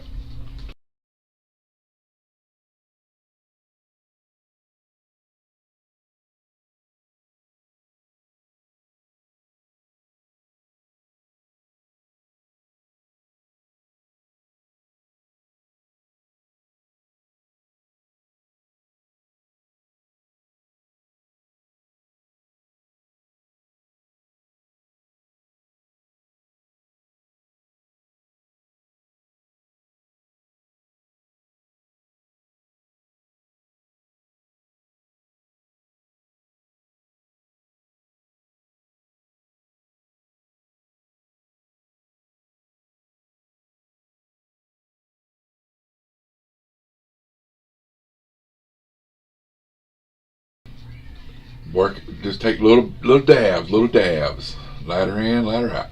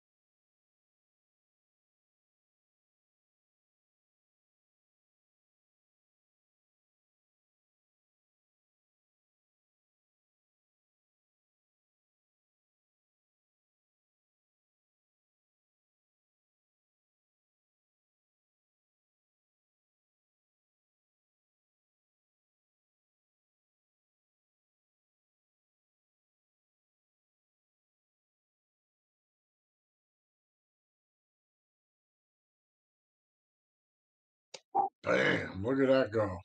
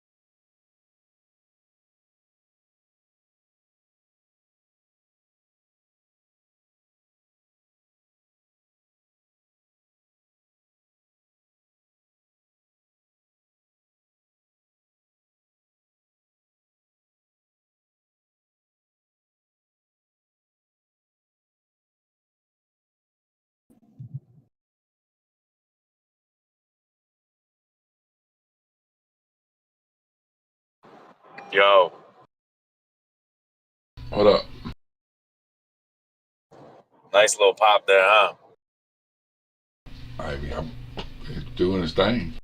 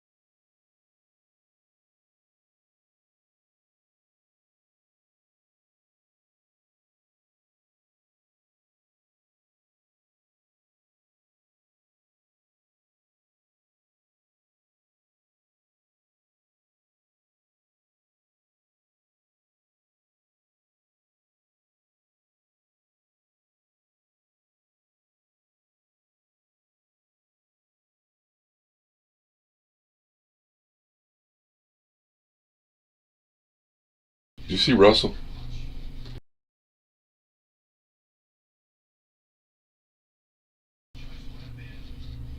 Crazy.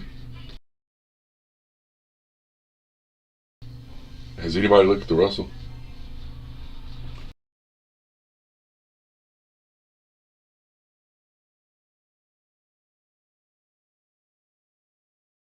Holy cow, what a move.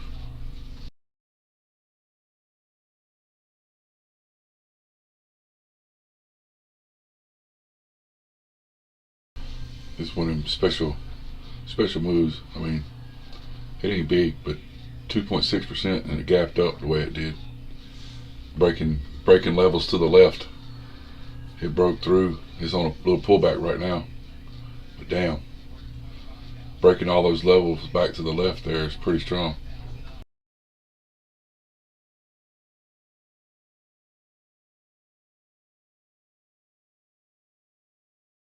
I mean, that's pretty sweet.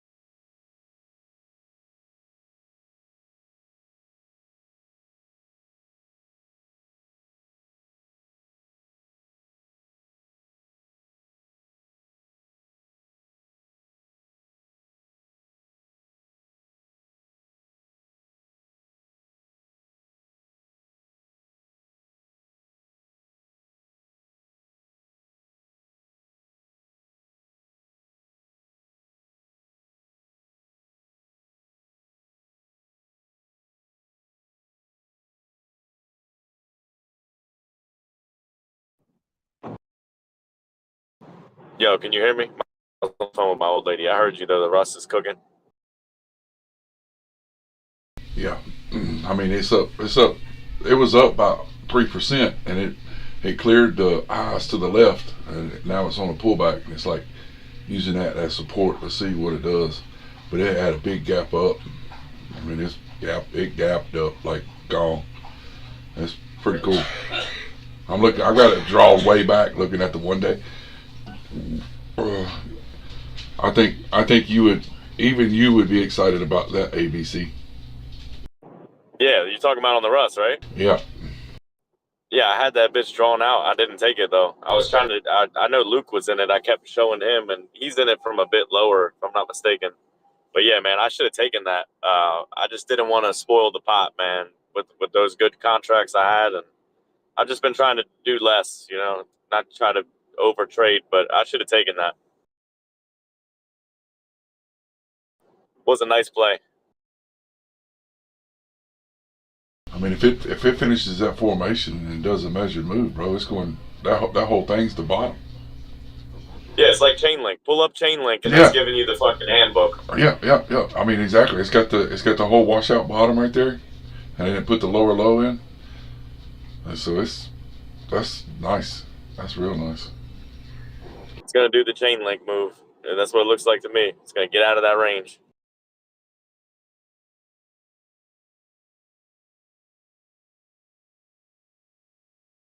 My fucking barber's wild, dude. He's a older black dude, and this dude, when he's cutting my hair, he's got these funny ass comedians on the TV, loud as shit. And I was thinking in my head, this is such a bad thing to have on the TV when you're cutting somebody's hair, because I couldn't stop laughing, bro. He's over here trying to line me up and shit, and I'm like laughing. So some of the stuff that we put on our list, renders up 11%.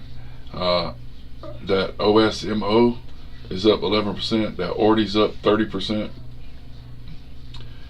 LDO's up 2. Damn, already up 30%. Yep. Jeez. Kava's up almost 3.5. INJ's 7.7. IOTA's up 5%. HBAR's up 5. GRT's up 5. FET's up almost 7. FTM's almost 8. Cody's up almost 8. Doge is up 1.6. Broke to 200 on the 1 hour. ARU, that wild one that we was looking at, up 14. Algo's up 7. A lot of these oddball movers are just handling business right now, man. They're getting off the floor. They're getting up off the floor. That's what we want to see, man. Storage up almost 7.5. That TIA coin, 18.6. TRB. That thing is crazy. That's the Lestia thing. Yeah, I mean, then you look at the, Dow's up 0.3. Russell's up 2.29 right now. SPY's up 0.19. Strong, baby, strong. What's gold doing? Is gold doing anything? Gold ain't done shit.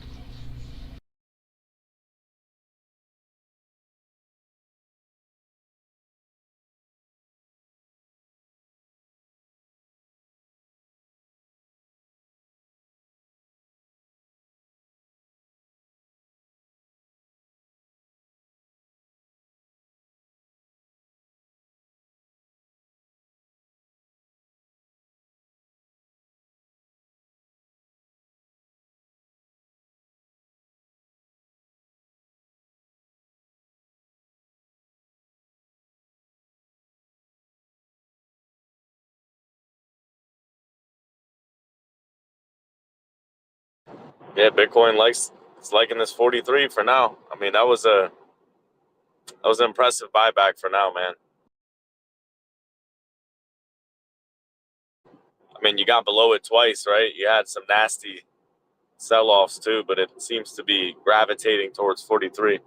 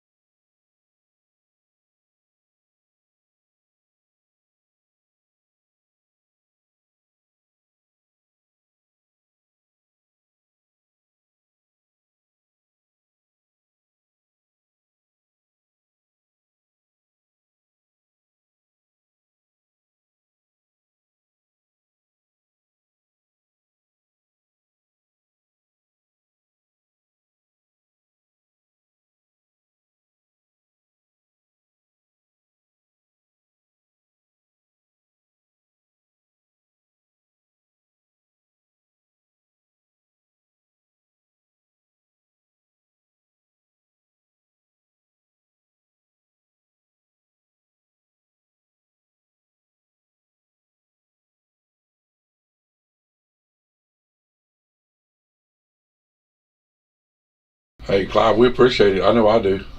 I jump on some of that stuff, especially if it's something I look at the chart and I see that I can, because I'm not going to do like you do. I'm short. I'm doing more longer term buys, but there's a couple calls that you got that I do a little money at just to let them stick. If it looked like it had possible upside for a while, I'm just letting them ride, not worried about the pullbacks. I gotta do something about that freaking UNG play though. Good lord, I'm gonna get a loan to get out of that one.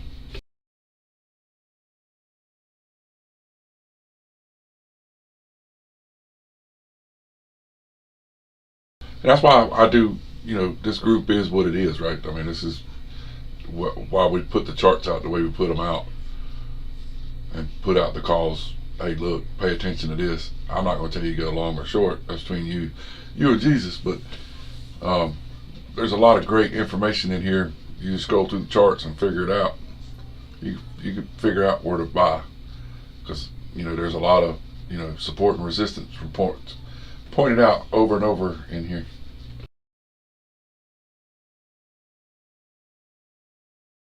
How many times have you bought and sold AI today? 20, 30? Oh, Lord, you've been in and out of it.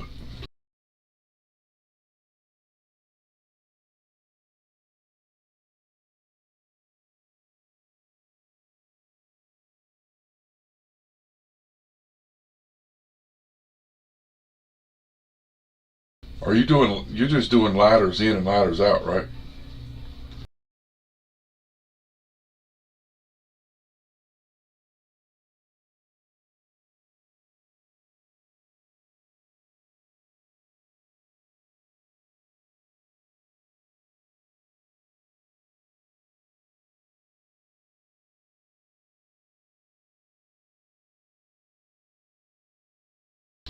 Are you using a ladder click?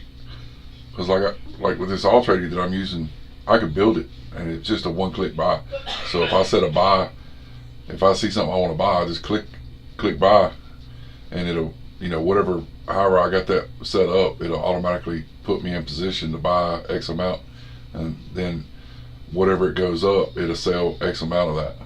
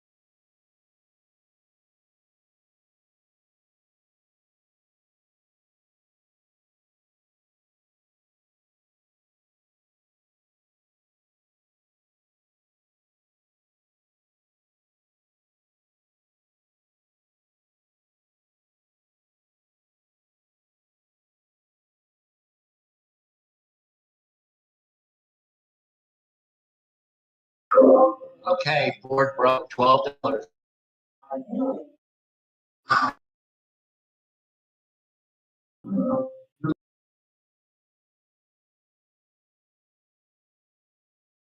Ford did what?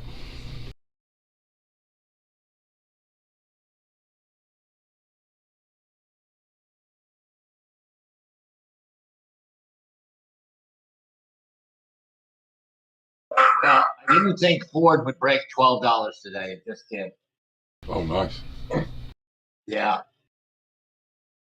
I've traded 30 million shares in the last month on that.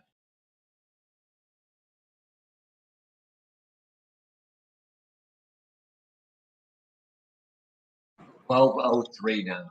Just sold 1,000. 1280 is the target, Clive. My target on I know you Ford. ain't selling now, are you? Oh, I just sold 20,000 shares at 1203. Nice. I'm still sitting on 2.6 million. That thing ain't done. It might just be getting started, man. Oh yeah. Once this EV craze ended for them, that they're not going to pursue it as much and kind of shelf it for a while. They'll make 11 to 13 billion in the next quarter. The chart looks beautiful. Well, the whole problem was the EV. Lost too much money on that. Now, I posted earlier that Musk sent every manufacturer, Ford, GM, etc., how to build a 48-volt battery for their EVs. He's not doing that out of the kindness of his heart.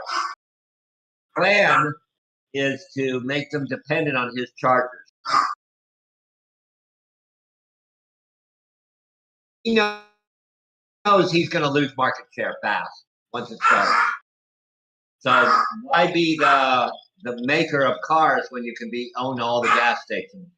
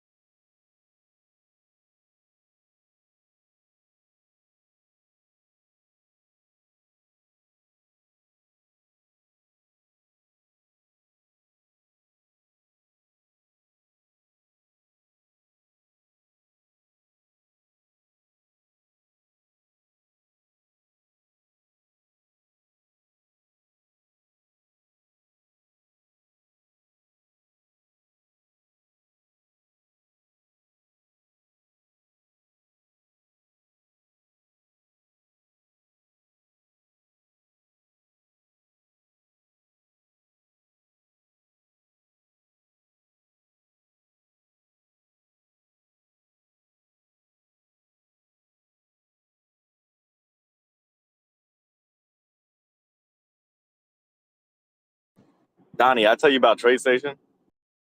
Huh? So I got in contact with them, and they told me that they actually do not have a rollover feature on TradeStation. So just So I don't wait. even. We're gonna wait till I the don't even last have the minute option. close out. Yeah, isn't that whack? Yeah. No. Yeah. Yeah, I mean, little disappointing. That's the most disappointing thing I've seen so far on TradeStation. But It is what it is. Well, technically, all of them do it that way. Is that some of them will do an automatic, but they're going to close out the position regardless. Right. It's called a settlement, but the rollover is when they allow you to have the same entry. You just pay an entry and exit fee, and they roll you over to the next period. I got. Yeah, that's the first one that I know that TD allowed that. That's the only other futures exchange or futures broker I've used, but they allowed the rollover. You just had to do it the day before. You had to do it by 11 the day of expiry, 11 a.m. But yeah, TradeStation is not letting me roll over, so I have to settle, which sucks, but it is what it is. Well, it can be a difference in just microseconds, where those are doing it for you, but they just don't want to assume the risk. Yeah, I'm not sure why. It doesn't really make a whole lot of sense that they wouldn't let you roll it over. Makes a lot of sense. Then they're not obligated for it. You have to punch the button, and sort of like the signature when I'm selling cars. Is that your signature at the bottom of the purchase order? Yeah. Get your fucking car off my lot. Yeah, well, the thing is, I mean, that would be understandable if every other exchange didn't allow it. But I was looking online, I was reading some stuff, and apparently TradeStation is one of the only ones that do not allow you to roll over. Now, when you do roll over, it is a signature. You're the one who hits the button. It's not something that they do for you automatically. If you let them do it for you automatically, then it will automatically settle. Right. I don't But think if you Merrill choose to does roll it over, it. I don't think JP Morgan does it. I know BlackRock, I don't think does it. I'm not sure, but I know that there's an option though, normally where it'll say, buy, sell, or roll, right? And I'm pretty sure that TradeStation did have that option at some point because I remember it being on there. Maybe I'm thinking of TD though. It is what it is. I'm not going to cry over spilled milk. It was a great trade. Now, would I like to let it run more? Yeah, but I don't have that option, so it is what it is. I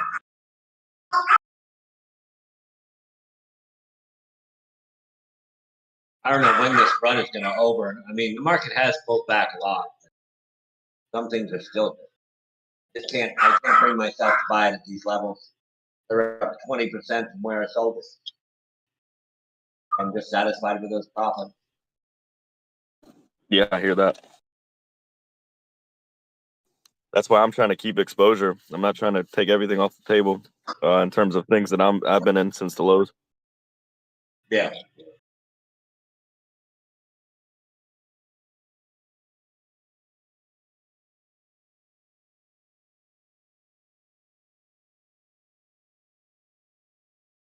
Day trading live is my major source for signals.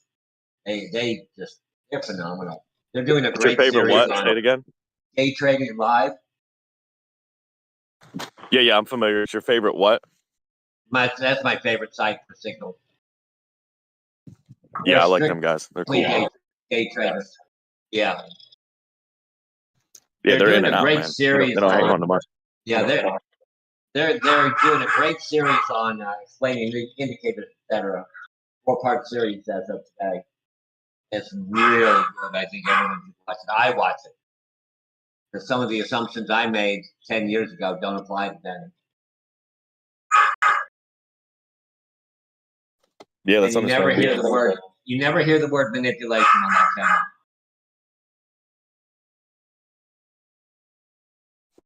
Oh, that manipulation. Don't you worry about that.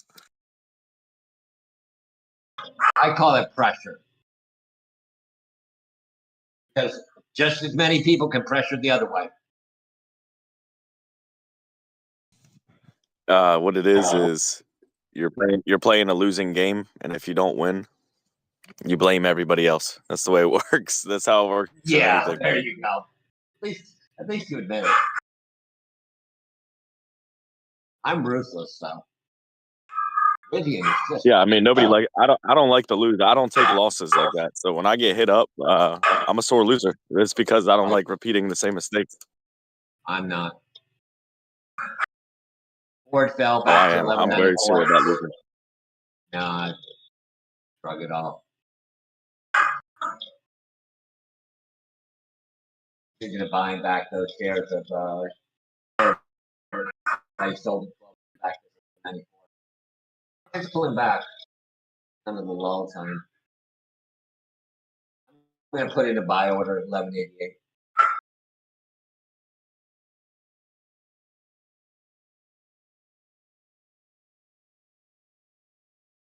Either that or I'm gonna take a nap.